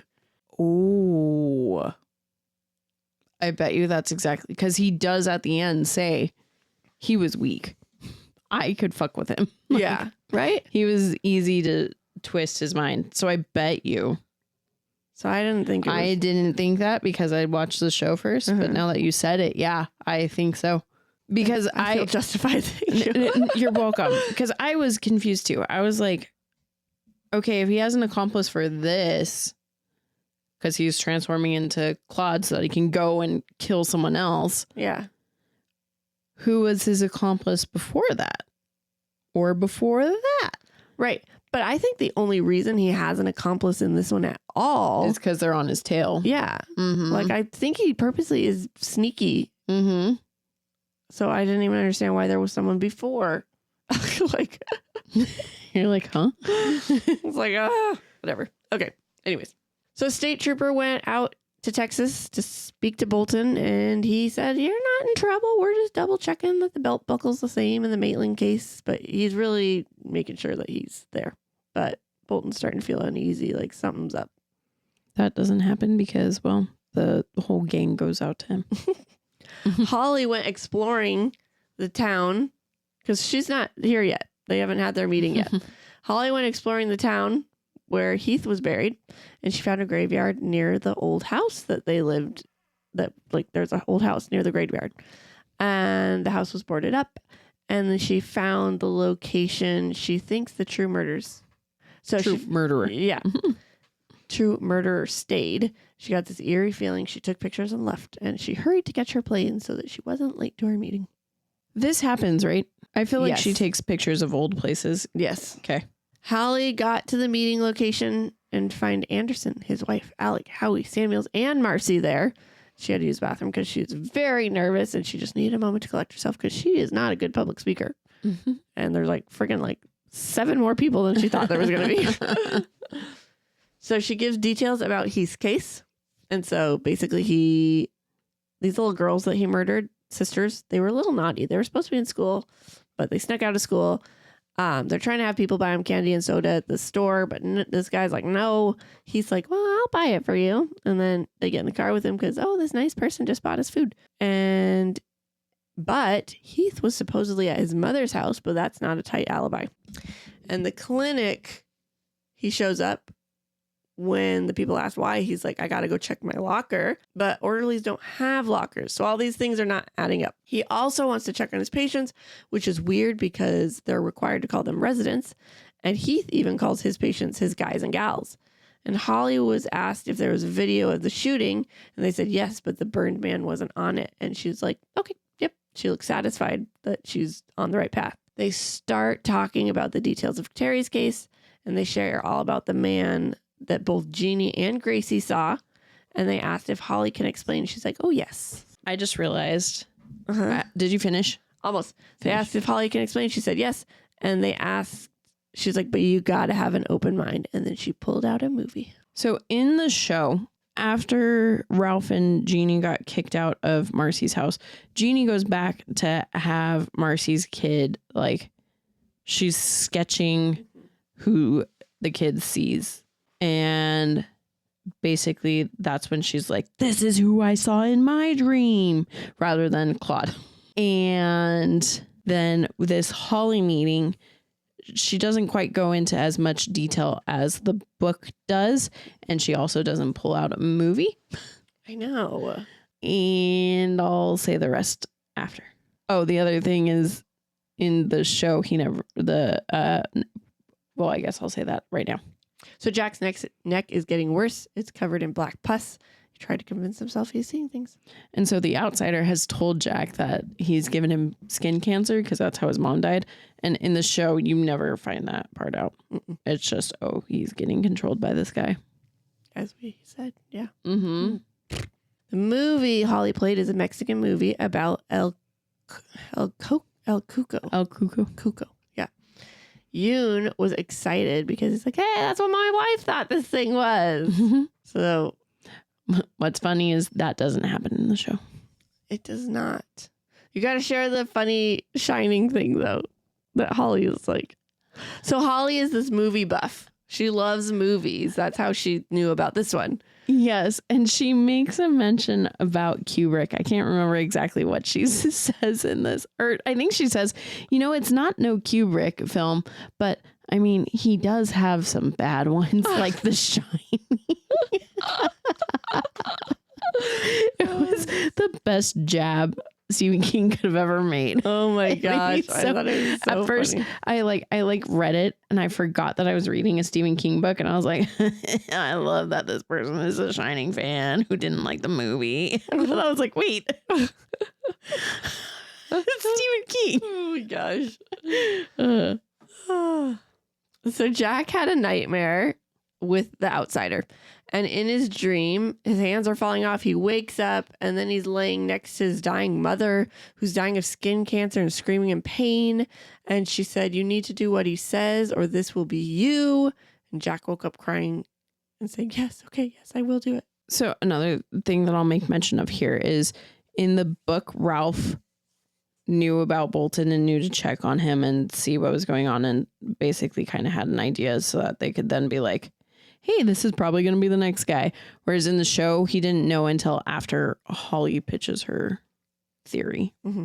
Also, Jack is at the freaking meeting with them because Jack's involved. Yeah, because he's a detective on the case. He's involved. I forgot about that. Everywhere. Yeah. Mm-hmm. I'm like, why are you here? Get out of here. You're not supposed to be here, sir. You don't even go here. So the movie with... Are you done? Sorry. Well, another thing that I'll say here. Oh, no. Yeah, I'm done. Okay. So the movie with El Cuco was shown. And it starts with this kid being stolen by a guy. And they caught the guy. But the woman testifies, it's not him. He was with me. But they're about to hang him when the guy sees his face in the crowd because this other thing had morphed into him. Later in the movie, they show a guy and he has sort of a Play-Doh face with crazy eyes. And Marcy remembered what Gracie had seen. That doesn't happen in the show. Nope. Holly was very convincing, and she showed all this information about shapeshifters. She shares that they are leaving marks like cuts that Terry and Bolton had gotten, and she shares that El Cuco eats grief and likes to live next to cemeteries. The barn was close to a cemetery, which was the location where Heath is was at. Mm-hmm. In the transition phase, they look like Play-Doh or burned victims.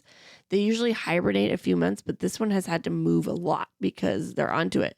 Samuels is like, this is freaking crazy, and he leaves. Ralph also thinks it's crazy, but he stays. And everyone else is kind of like, it's just a little off, but they didn't flat out like, you're crazy. Especially not Marcy. That's my next note. Marcy was pissed and stormed out of the meeting and was basically like, you guys hired a kook to investigate my husband's case, and you're trying to now say that it's the supernatural being. You're full of shit. I was so mad. I was really fucking shocked when I read the book. I was like, what? Dang. Because literally everyone else, like, they were way more accepting in the book. Way more. Everybody except Samuels and Ralph. Mm-hmm. Everyone in the show is like, this is psychotic. Yeah, what the fuck? You're insane, lady. Oh my gosh, whatever. Well, Ralph offers Holly to stay with him and Jeannie, and Jack is following the Andersons home from the police station because he was not there with them, and he's sleeping in his car and scoping them out. Yeah, and then there's a whole episode of Jack hanging out with Holly and taking her around because he's like, if I kill her, no one else believes in this shit. So, yeah, a whole freaking episode. Just made up. I texted Bri. I'm like, what the fuck? This whole episode is pointless and it does not happen. Yep. I also should say, previously, there was a whole baby shower for the pregnant cop, and Jack was there. Oh, wait. Not a baby shower, like a christening. Yeah, a christening for the baby. And so the baby was there already, and Jack is there, and he's already being controlled by the outsider. And so there's a whole scene where you think he's really going to kill her baby. It was a creepy scene. I know. It also did not happen in the book, but I mean, that was creepy. Well, I was really confused when I saw that because I was like, wait, is he turning into him? I was like, but I thought we were. And your confusion didn't get answered because it didn't happen. Yeah, exactly. I know. I was like, wow, this is great. Helpful. So Holly went to Walmart. She says she loves Walmart. So she bought some stuff. And then she thought about how she might die on this case, but that's less likely if she gets Ralph on board. And they made a plan to go to Texas, but Yoon couldn't go because he was due in court. Holly doesn't do anything with Walmart, but the rest of that happens. Yoon called Bolton to let him know they are going to come down to chat because they think Terry was framed and you might be framed next. Jeannie shows Ralph information on Holly that she saved a lot of people by catching some bad guys. And that's what you were talking about. That might be the previous book. Well, I mean, Holly talks to him about it after too, but yeah, it's when she talks to him and literally says, like, I know you don't believe this right now, but let me tell you a story. This might actually help you believe. Yeah. And I think that's one of her previous books. And they don't ever call Bolton ahead of time because they just kind of show up. And Jeannie doesn't show Ralph information on Holly. She's just like, can you trust her? No, what they did have someone go out. I forgot to get Bolton because remember he got arrested and put into holding because they just had to keep him there. And then his freaking brother, who's not real in the book. Oh, yeah. I forgot about his brother. Ugh. His brother comes and is like, let go of my brother, and starts beating up the cops. Oh, yeah. There's a whole, because I forgot, because Claude works at the strip club. And so he just keeps having bad days at the strip club where he has to keep getting in fights. And so he got in a really bad fight at the strip club, goes into jail. Then his brother has to come and bail him out. But then his brother's pissed at the cops. And so as they're trying to get the guy out for bail, one of the cops says something that the brother doesn't like, and he goes to punch the cop. Some of the brothers in jail. That was the stupidest thing. Oh my God. I forgot about that. Yes. Thank you. I was wondering, I was like, why don't I remember the mom? Because she was not there. Because it was the brother. Yes. So Holly got to their place and she asked Bolton where Bolton was. And Jeannie pointed him out, or the outsider. And she made a makeshift blacklight. And sure enough, there's residue in that location. I don't get why this wasn't a thing. I know. I think this would have been cool in the show. Mm-hmm. This does not happen. Jack watched Holly going through the house, and he felt the shapeshifter next to him, and he heard him say, you better do what you have to do, otherwise you're gonna die. And Jack went to get some drugs at the truck stop. What a good cop. I know. I was like, damn, you're a great cop. Yeah. It's hard to say if this did or didn't happen because you know that the outsider does want him to get Holly.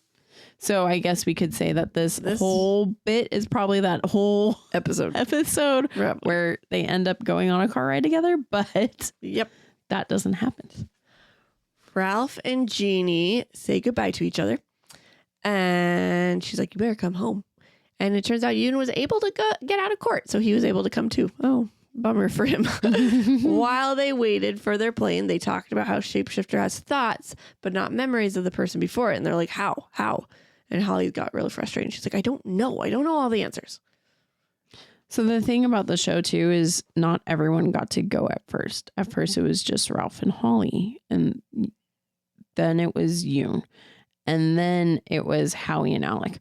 This is why I think you were right that it wasn't out of state. Because I think they all went at the same time, but they all just drove separate. In the show? Yeah. Because they didn't go at the same time. Because Howie and Alec waited until like night because they were like, we're not going. This chick's full of shit.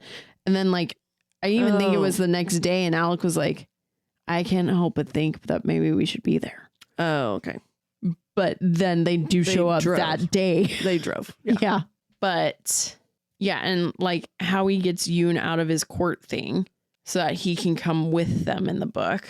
And so that was a big difference. I was very confused. I was like, oh, so everyone's just going to go right now? Okay. Oh, also at this point in time, Holly's Mr. Loverboy has been like, I missed you so much. And so he flew out to be with her. And now he's also going with them. So, yep. Mm-hmm. Jack was in a hotel in Texas trying to get some sleep. And he went to buy some sunscreen. And then he saw the Andersons there with his car and his crew. And there's this guy and a woman in a wheelchair. And he saw the tattoos on the guy. And he knew immediately who he was. And then we're with Bolton and the detectives. And Holly is with his mom. Wait, what? Bolton met the detectives and Holly. And he met him with his mom. Yeah. She asks about the tattoos. And he's like, yeah, it's an AA motto. You can't, or you must take it. You feel like you must take it. But you can't. She didn't ask. She said, hey, that's an AA motto, right? Oh. Because that was how she got him to be like, okay, you're cool. Saying right makes it asking, right? What? Google somehow heard its name when I said all of that. Freaking Google started talking in church today. Freaking quiet. And it's like, you need face recognition or something. I was like, shh, what the heck? Anyways. So Holly was going to ride with Bolton and his mom, and she was really nervous because she's like, what if they ask what I'm doing here? And Ralph's like, you're doing great. You're fine. They drove to a cafe and had some food, and they had a good time. And then the mama starts talking about things that would give them nightmares, and Yoon got very interested. Yeah, this doesn't happen. Nope. Because they have to go get Ralph and his brother out of jail, and they go do that, and then they keep them with them. Bolton told them everything that has been happening. Last night, it was weird. He didn't hear any crickets or coyotes, which is strange. And he had this eerie feeling and a weird dream where someone was watching him. He asked if they really think someone is after him. And Holly's like, yes, I do. Yeah, that kind of happens, but not really. Like, Bolton's just like, I don't think you guys are right. And she's like, no, we're right. When they got to the Bolton's house, he asked what's going on. And so they share about El Cuco, and Holly thinks the shapeshifter is too weak to attack anyone else right now.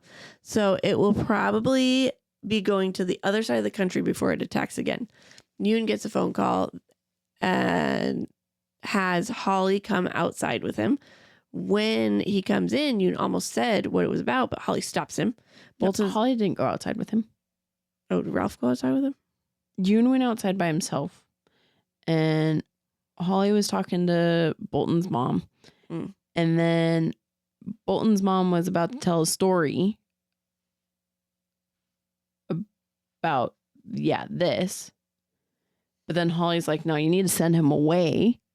And then as he's getting sent away, Yoon comes in, and Yoon's about to say what it's about. And that's when Holly stops him and is like, hey, he's going to go get chicken.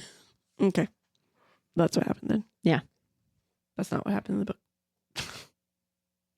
That's what happened in the movie. Yeah, in the show. Yeah. No, because mom's not there. And they never really are like, oh, he has access to your memories in the show. No, they are. Oh, they are? Very much so, yeah. Oh, I don't It's a huge thing.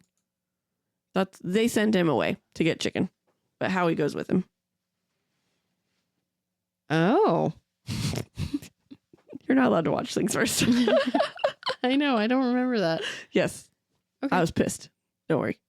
Let's keep going. Okay. So Jack drove to this cavern, and he climbed up this bluff, and he did a stakeout, and he had his gun ready, but no one ended up coming. So we went back to the hotel, and Bolton drove past Jack climbing down the Marysville Hole. This doesn't happen. He doesn't go out the night before, but he does go out the day of. Holly asked Mama if there are cemeteries nearby. She said nope, but then she starts telling their life story. And she shares about how the Marysville Hole had a cave in and buried a bunch of people, and a couple of her family was there. We got the long detailed story about the Marysville Hole. And it used to be this tourist thing, and it had great acoustics, like you could talk at the bottom and hear all the way to the top. And they had parts of the cave blocked off because they were too small. But two boys wiggled in, and they got stuck. And this family tried to get them out. Someone shot a gun so that they could hear it and go towards the sound, but it created a cave in. And another rescue team went to save the first rescue team, but they couldn't be saved. And Holly looked at Ralph, and they agreed that was their cemetery. And they could not let Bolton know. Was it the brother who told this story, or was it Bolton? They look too similar to me, so I kept getting them confused. I think it was the brother, but I'm not 100%. Okay, I think so. But all I gotta say is I was really confused when the episode started, and it was the flashback.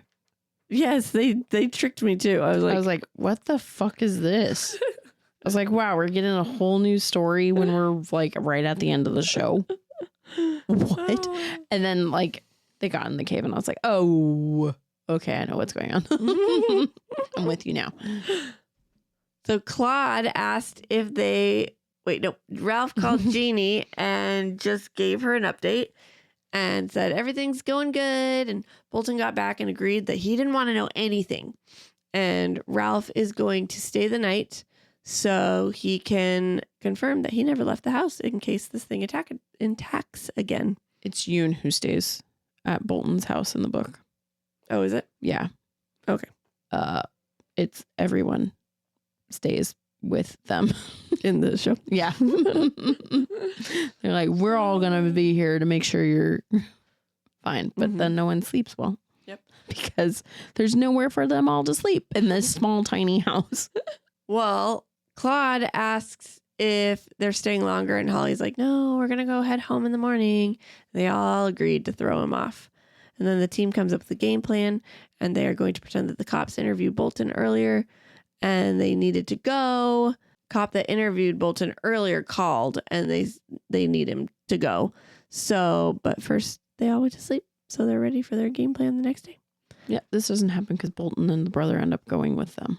Yeah, because Bolton's brother is like, this is so stupid. I can't believe you're keeping stuff from him. If someone's after him, blah, blah, blah, blah. You don't remember this?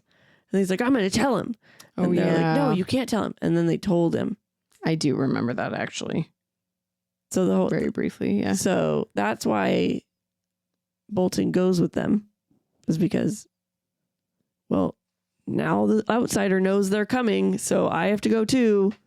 I feel like I have to because it's my fault, even though it's not. But because now why he knows, yeah. Which is not how it happened. No, not at all. Holly came into Ralph's room and shared information about Tim Higgins, who is this Navajo chief. And Holly begged him to believe her fully for at least 24 hours. And he's like, all right, fine. 24 hours. I will not question you. This does not happen. No, I wish it did. But I also never said that Jack had a dream. Yes, that's why it didn't happen, because he's already sort of believing. Before they left, he had a dream. His kid came to him and said, you need to let me go.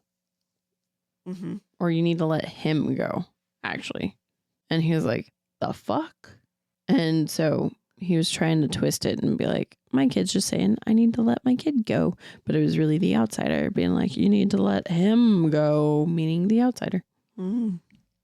Spooky. Jack was having an internal battle with himself about what was going on. He was feeling bad about getting Ralph. Or no, he was feeling better about getting Ralph. He's like, all right, fine, I'll kill the guy. So Jack was here, ready to go. He's got his gun out. And then a rattlesnake came up, and Jack's like, nah, not today. And he kicks it away or gets rid of it somehow. I did like that in this book we got in the rattlesnake's mind. I was like, this is very classic Stephen King. It's just not a dog this time. Yep. Holly brought a big jacket with her with lots of stuff stuffed in her pockets. And they went to the Marysville Hole. Ralph said they got... Oh, wait, hold on. Okay. I think we need to make a distinction here. Because you should say who all has gone now to the Marysville Hole. I think so. Okay. As of right now, we have Holly, Ralph, Yoon, Howie, and Alec. That's it. Okay. In the show, we have Holly's love interest, Ralph, Alec, Yoon, Howie, Bolton's made up brother. Yes. And Jack is also there. And Jack. Yes, Jack is there as well in the book. No. Yes. And Holly does not bring a huge ass jacket. No. With stuff. No. Would have made more sense. Yep. So Ralph says they got a call from the cops and they got to go.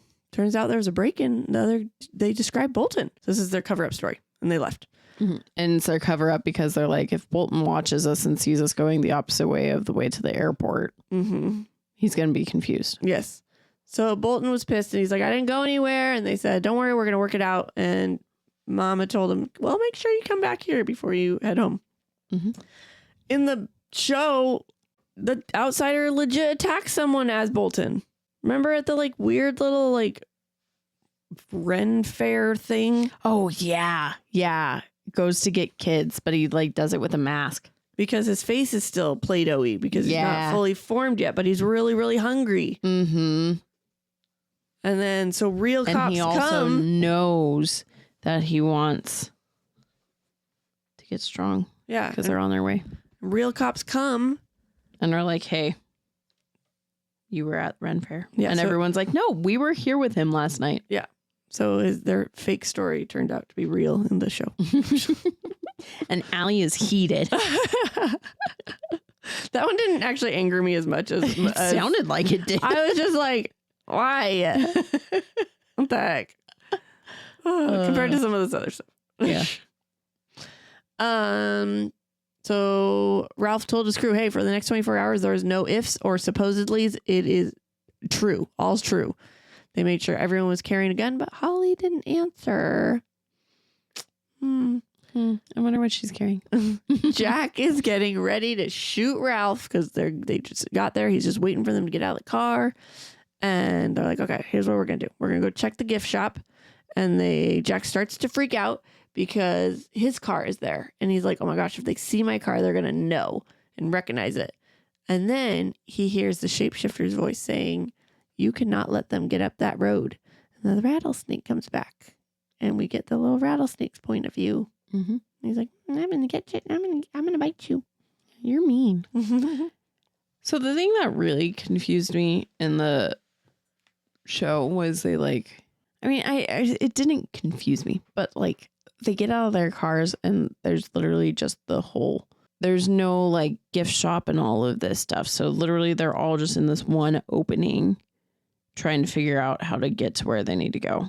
I'm like, yeah, it was oddly done. Yeah. And they like get out and they're like just chit chatting rather than going places. And then Jack shoots and causes all hell. Yes. So Ralph heard gunshots. Oh, because Jack starts shooting at the rattlesnake. So he hears gunshots. He pulls Holly down, but then Jack starts shooting at them, and Alec and Howie are shot.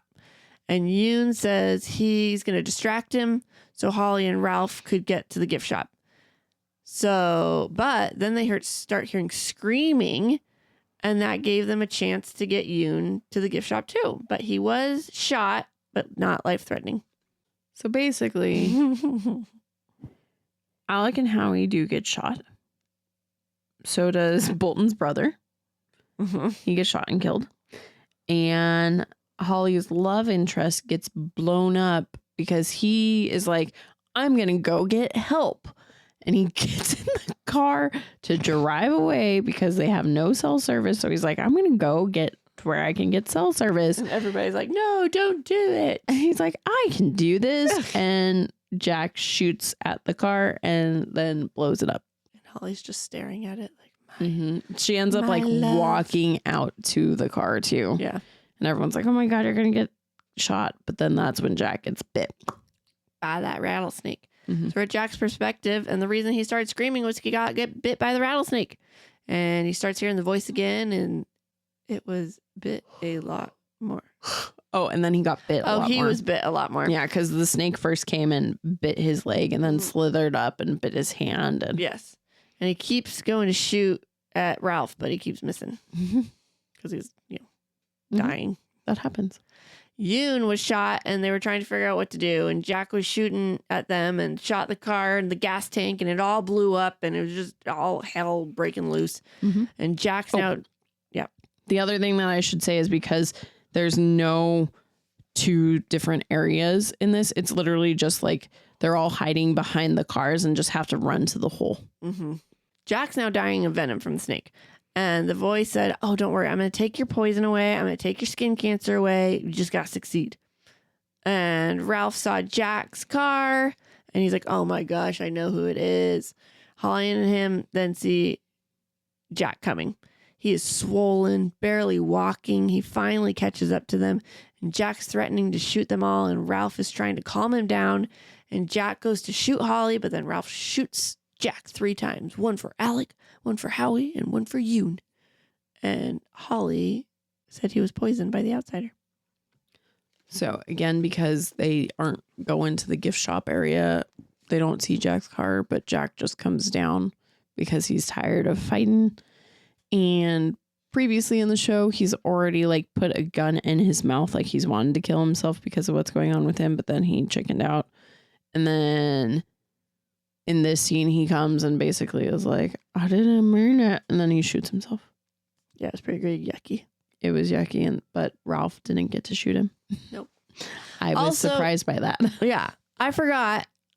The scene pissed me off so much way, way long ago. Yeah. when Jack has a mental fight, beat up fight with his mom. Oh, that was the fight that I was talking about. Oh, the invisible person fight? Yeah. Yeah. I forgot it was with his mom. It was his mom. Okay. Mm-hmm.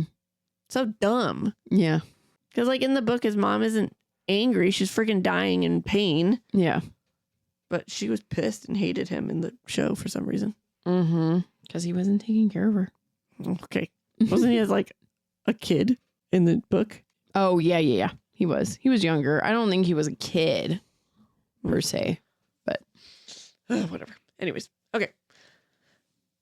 Just trying to hit all my marks of what pissed me off. Mm-hmm. Yeah, that's fine. So they're now at the hole, and it's like this whole memorial thing.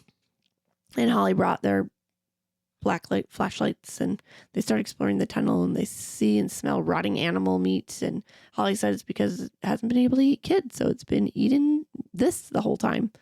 And there's that yucky semen, not semen residue all over the place. And they keep going and talking about how maybe the ooze is like sweat. And then they hear a voice saying, "Come find me." And Ralph's hand is on his gun. This part happens, but I felt like they found him so quick in the show. And so quick. In the book, it takes a little bit. And he keeps like taunting them. He doesn't taunt them in the show. They just find him. Also in the book, it's just Holly and Ralph. Mm-hmm. In the show, Bolton is also with them because he survived. Or does he just pop up later? No, he comes up later. Oh, okay, he does. Bolton stayed outside with Yoon. Okay. And Holly and Ralph went inside. Okay. But the outsider is Bolton. Right. Like fully when they get in there. Right. Mm-hmm. Okay. They walk down and get to the bottom of these stairs, these rickety, not stable stairs. And Ralph had Holly stand back so he could have a clear shot. And the outsider starts talking, and he's as they get closer, and then he asked one of them, or like, "Are there others?" And he got interested. He's like, "Have you seen others like me?" And Ralph can see how he's transforming into Bolton, but he's not quite done yet. And the outsider shouts, so the rocks start to shake to show Ralph that, hey, you shoot, we're all dead. Holly keeps coming closer, and he's explaining how he senses all the dead bodies, and it's like a feast in here, especially Bolton's family, because that's who he's turning into. And he shares how not always, but sometimes when he touches people, he can get inside their brains. And that's what he did to the Peterson family, and that's why they all died, which makes it more food for him.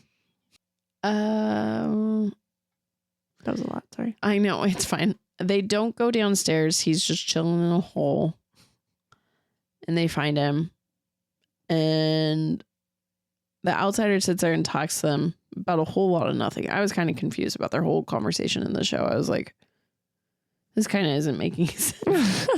But whatever. And then Holly started yelling and saying, "You're nothing more than a pedophile." And the outsider is extremely offended. Like, "Excuse you. I do the same thing you do, but you do it with animals. These are like my animals, these children." And she's like, it got angry and it tries to attack her, but she pulled out a sock full of ball bearings and she smashed it in the head. And all of his old appearances start morphing on his face. And finally, with the last blow, all these worm things come out. I immediately was like, oh my God, he's Oogie Boogie. And they start rolling and crawling towards them, and they had to run up these stairs to escape. They paused to look behind them. The worms couldn't get up the stairs, so they watched the worms and the outsider die. In the show, Holly does not kill him. Ralph does. Ralph shoots him and causes the roof to fall in on everyone. But Holly and him escape. Doesn't Bolton shows up? Because weren't there both of them in there at one point? Oh, yes, you're right. Bolton does come in there for some reason. Like, he wants to see the person who's taking over him or whatever. Yeah. And then there's this whole fight where they're like, oh, we don't know who is who. But then Ralph is able to shoot the right one. Yeah. But of course, when he shoots it, I immediately was like, oh, he's going to shoot the right one.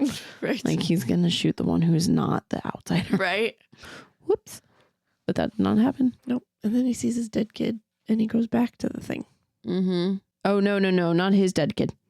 It's the 2 dead kids that were in there originally. Oh, yeah. Mm-hmm. Because I think they like stop him because they're like, he's not dead yet. we're in here dead and he could feed off of us. Like our, the sadness. Oh, so like go back and double tap him. Mm-hmm. Yeah. So then he goes and Holly comes back and like seems very worried about him doing this. And I'm like, why are none of you else concerned about this?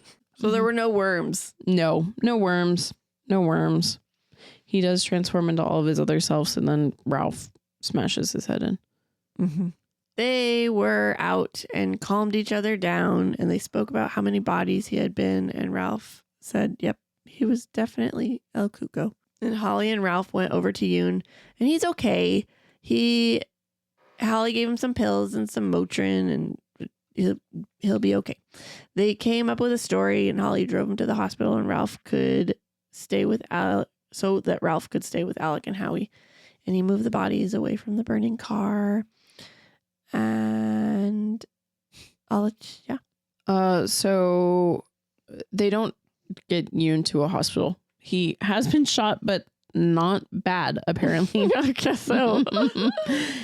And the rest of that does happen. Okay. So Ralph moved the bodies and he's nervous about their story, but confident that they would be believed because if not, whoever they're telling has to believe in supernatural. And Holly's like, nah, they're not going to do that. So in the car, Holly and Yoon call the cops, the people, and all the people they were supposed to call. And Yoon tells Samuels, hey, you need to get all the eyewitnesses back and plant doubt in their brains. And he's like, yeah, sure. Can you explain? And he's like, yeah, I'll do it later. Then he calls Jeannie and actually gives her an explanation. And she's so relieved, but also very sad about Alec and Howie. Yeah, that happens. Well, I mean, we don't see this. It's the whole, like, we have to come up with our story. And then we don't get to see the story until, like, they're all in with the cops getting questioned. Yeah. So they went to the Boltons and they explained, hey, he's gone. You're safe. Don't worry. Because Bolton wasn't with them, so he doesn't know. Mm-hmm.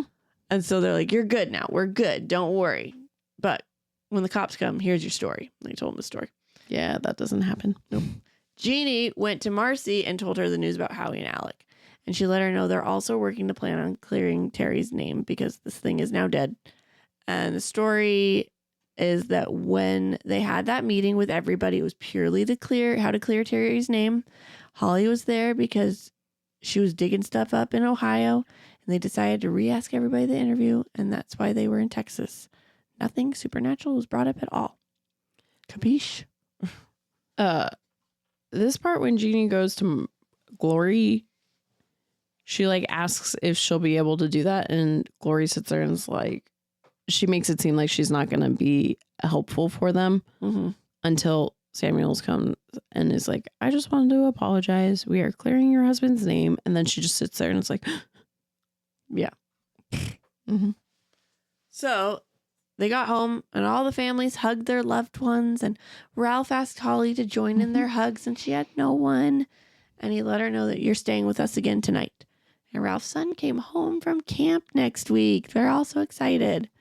They had a barbecue at the Andersons and the kids are playing and they agree that everything's back to normal now, except Marcy's like, it won't be normal until Terry's name is cleared. Sam is like, don't worry, we're working on it. So they do have a barbecue at the Andersons, but Marcy's not there because Marcy still does not like them. And yeah.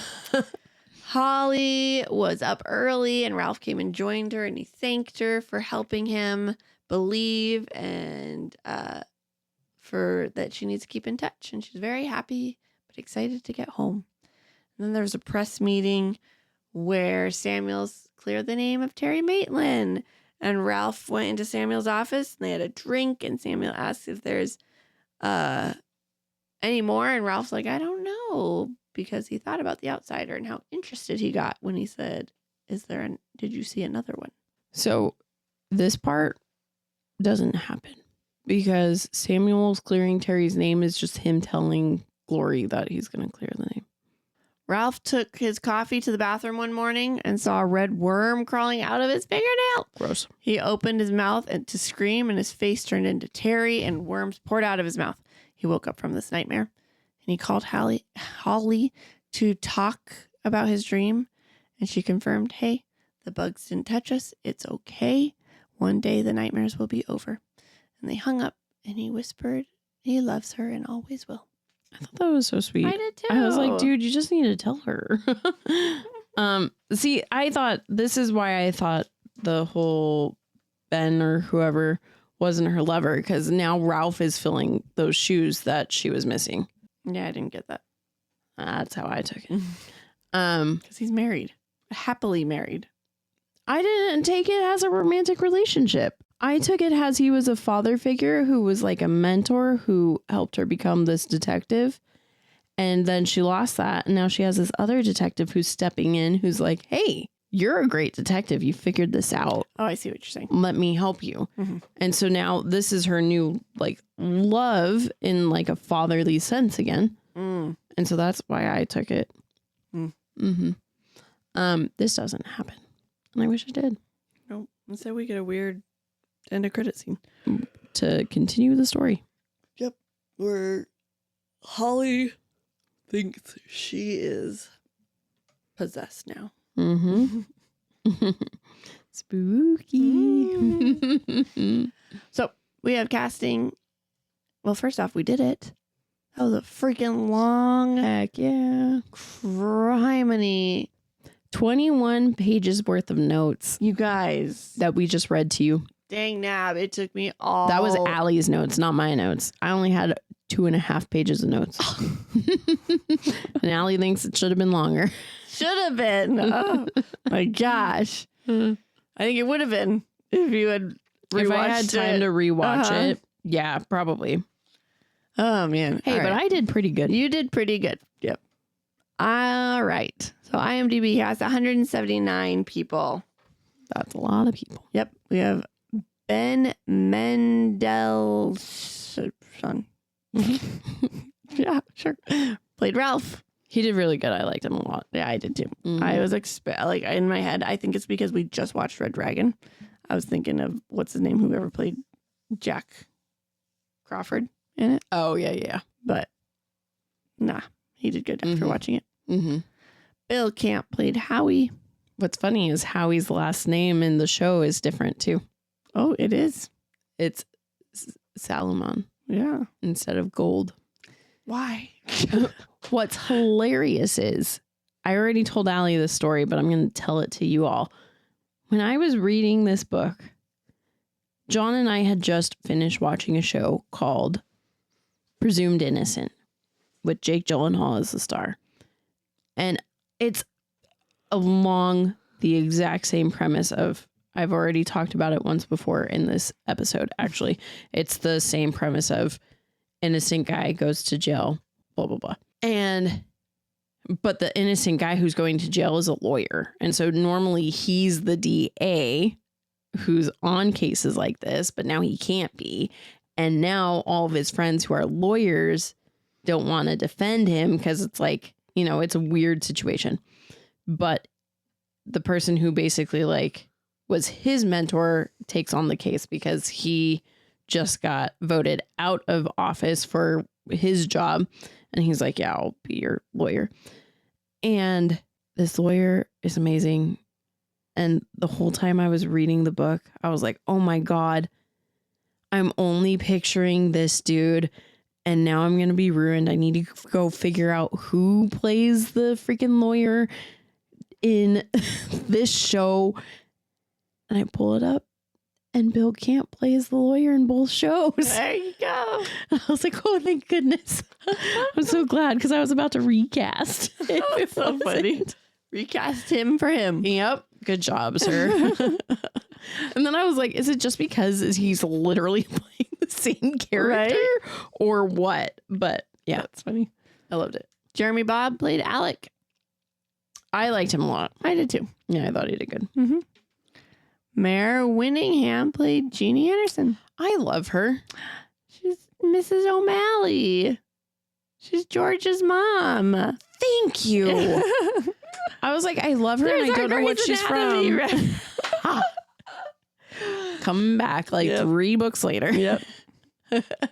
That's funny. Patty Considine played Claude Bolton. I think he did good. I think so. I actually liked him a lot. Yeah. Yule Vasquez. Thank you. Played Eunice. Not just Yoon. Sablo.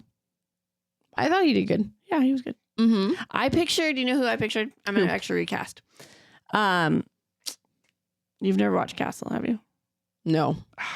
What's his name? I pictured Esposito. I think that was his name. Let me see. It's been years since I watched the show. Yep.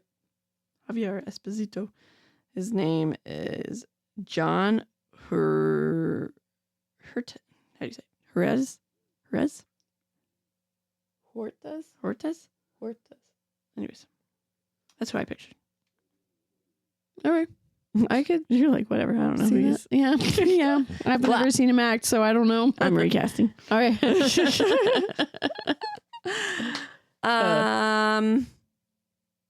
I feel like we have seen him. You have seen him act. 'Cause I think he was in one of our shows that we've watched or movies we watched. What? John? Oh. Hurtas? Sure. Nope, maybe not. Yeah, I haven't seen a single thing. Yeah. He's so good. Yeah, I don't know him. He's so funny. I really like him. Julianne Nicholson, Glory Maitland. She did really good. I liked her. I just didn't like her. But it's not. I just didn't like the character. I was going to say it's because the character's not true. Yeah. But I thought she did good. Mark Menchaca? Sure. Played Hoskins, Jack Hoskins. He did good. I really liked him a lot. Yeah.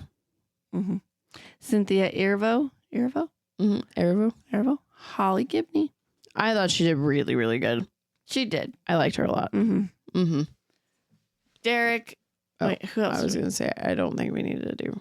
Derek Selly is her Cecil. love. Cecil is her love interest. I forgot his name. Yes, let's talk about him since he's in it. Like the whole time. Yeah.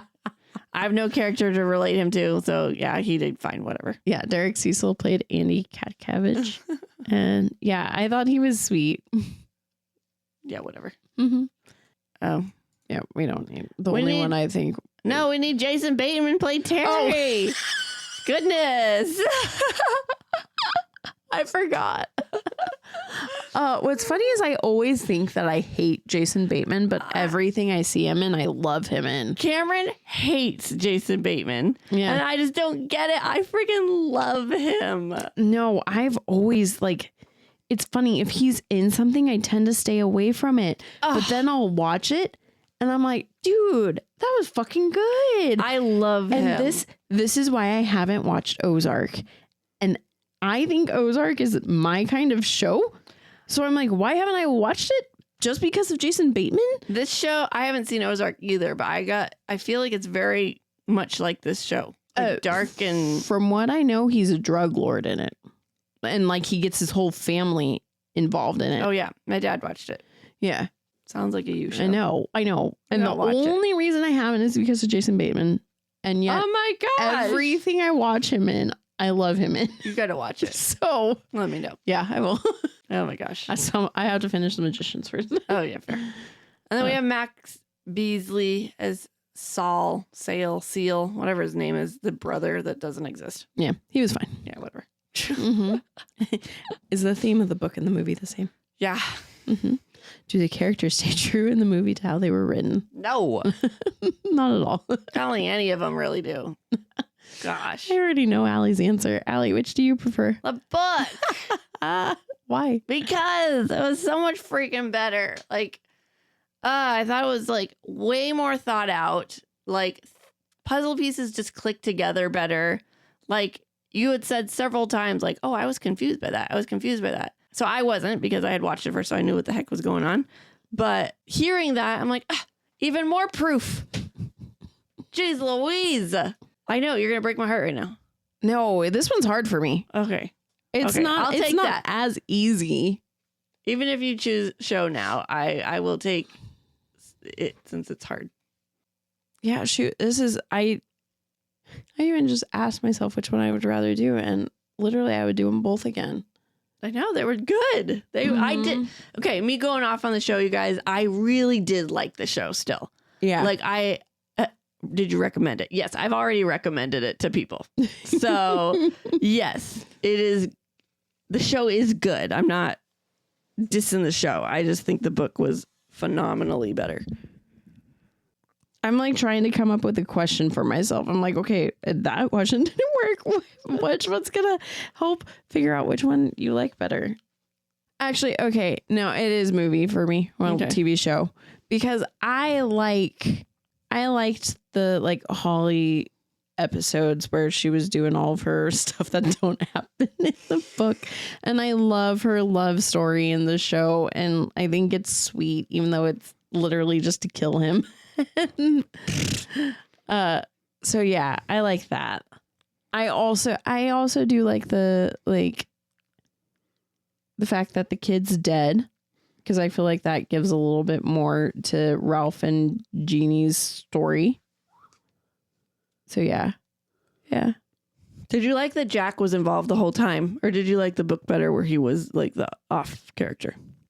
I think after reading it, I kind of wish he was the off character, but also I really liked the episode where him and Holly are driving around and she's like realizing, because he's trying to be Mr. Sly, and she's just picking up on things, and then she like tosses something on the ground so that he'll have to bend over so she can see the back of his neck. Yeah. And like I like that stuff because I like seeing the characters like click. Yeah. Okay. That's okay. You said after reading it, you liked that it was a Sly. I would take it. That was my biggest beef with the whole show. Really? Was that Jack was involved. I was like, what? You're not supposed to be here. Like, you're going through your own turmoil right now. Go away. Get out of here. Well, Allie would recommend it to a friend. Yes. I would too. It's very Absolutely. Good. They're both really good. I liked them both a lot. Yep. Good. All right. Well, guys, we did it. We're at the end. That means you should check out our website. That's a yes. Do it. Offscript253.wixsite.com/offscript. When you're there, you should rate, review, and subscribe. Because that's the only way other people can hear us. Yeah, I know. Don't you want our voices to be spread around the world? Yes. Loud and proud. Oh my gosh. All right. And then season 6, we've got listener picks. We only have 2 spots left. That's it. 2. And I've purposefully scheduled everything else front heavy for season 6 so we can give you guys a little bit more time. But we're going to be getting more prepared for it come here in December. Yeah. Well, you have till the end of the season to pick. If you have not, we picking. You snooze, you lose. And Wednesday, we are in Minisode with Sierra. Whoop, whoop. You finally get to hear Sierra. Woohoo. See what she's like. That'll be fun. I think so. Then Monday, we have one that I am so excited about that I've been dying to cover. And it's also a collaboration episode with the Fabric of Folklore podcast. Stardust. Cannot wait. Also had no idea that this was based off of a folklore like tale. Oh, folk tale. Yeah. Yeah. Yeah. She I asked her, I was like, do you know if there's any like tales that have been adapted into movies? And she sent me a list and Stardust was at the top. And I was like, that is it. Didn't even look at the other ones. I was like, oh, wow. That's the one I've been wanting to do I scheduled it. This is one that I actually scheduled in my birthday month, the first time I was going for it. But then I realized, yes, I love it, but I kind of scheduled it in my birthday month because I was like, I think Allie would like this one. And I was like, okay, this is supposed to be all about you. Who cares about the other host? You think about her the rest of the season. Like, I literally tell you to specifically pick the books you're super excited about. Right. So then I was like, okay, just like, let's push this off a little bit, but maybe not too far. And then I tried to schedule it again, and then it just kept getting taken off because I was like, oh, shoot, we got to do this, or we got to do that, or this works better here and that works better there. So I'm really excited to be able to do it. It was a good one. I had never heard of it until you scheduled it. Book or movie. Sad. That's so sad. Yeah, it came out, and I feel like it came and went from the theaters very quickly. Sadly. But yeah, I saw it. I think we saw it opening weekend. Wow. Yeah, because it was when I was in college, I think. I don't know. I'll know better next week. Yes, you will. When I was visiting my uncle for what I think was a weekend, and what we would typically do when I would go visit is like me and him would go see a movie. Me and my aunt would go see a movie. Him and my aunt would go see a movie. Like, we would just take turns. And one night we were like, wow, we don't really have any other movies that we can go see. What could we go see? My uncle's like, well, Stardust is out, and I guess we could see that. And he's like, worst comes to worst, it's probably going to be a popcorn movie that we just, make fun of on our way home. And I was like, okay, sounds good. Let's do it. And then loved it. Absolutely loved it. It's one of my favorites. I love this movie so much. We were freshmen when it came out. Oh. Maybe sophomores. 2007. Sophomores. What month? Well, tune in next week. July. I was going to visit for NAU. Oh. Or I was just there visiting and then decided to tour campuses. Makes sense. That's when I saw it. Yeah, Seagrow's a baby. Aww. But yeah, so we went and saw it. Thought it was going to be a shit movie. And then loved it. Both of us loved it. We were like, this is hilarious. It was funny. Because it's so cool, you guys, because we started with Good Omens, which has author Neil Gaiman and Terry Pratchett. And we're ending with Stardust, Neil Gaiman, and Hogfather, Terry Pratchett. Yeah, look at that. Didn't even totally do that on purpose. Just works out like that. Yeah. That'll be fun. Yeah.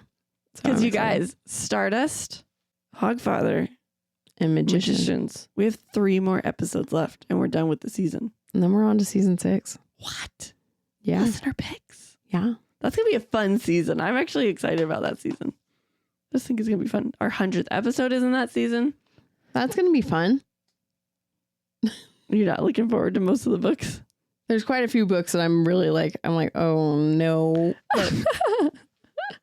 There's some that I think will drag. But I guess we'll see. Yeah, but it should be fun. I'll get through it. We will. And then we're back to us choosing. Yep. Moo-ha-ha. All right, you guys. Yeah.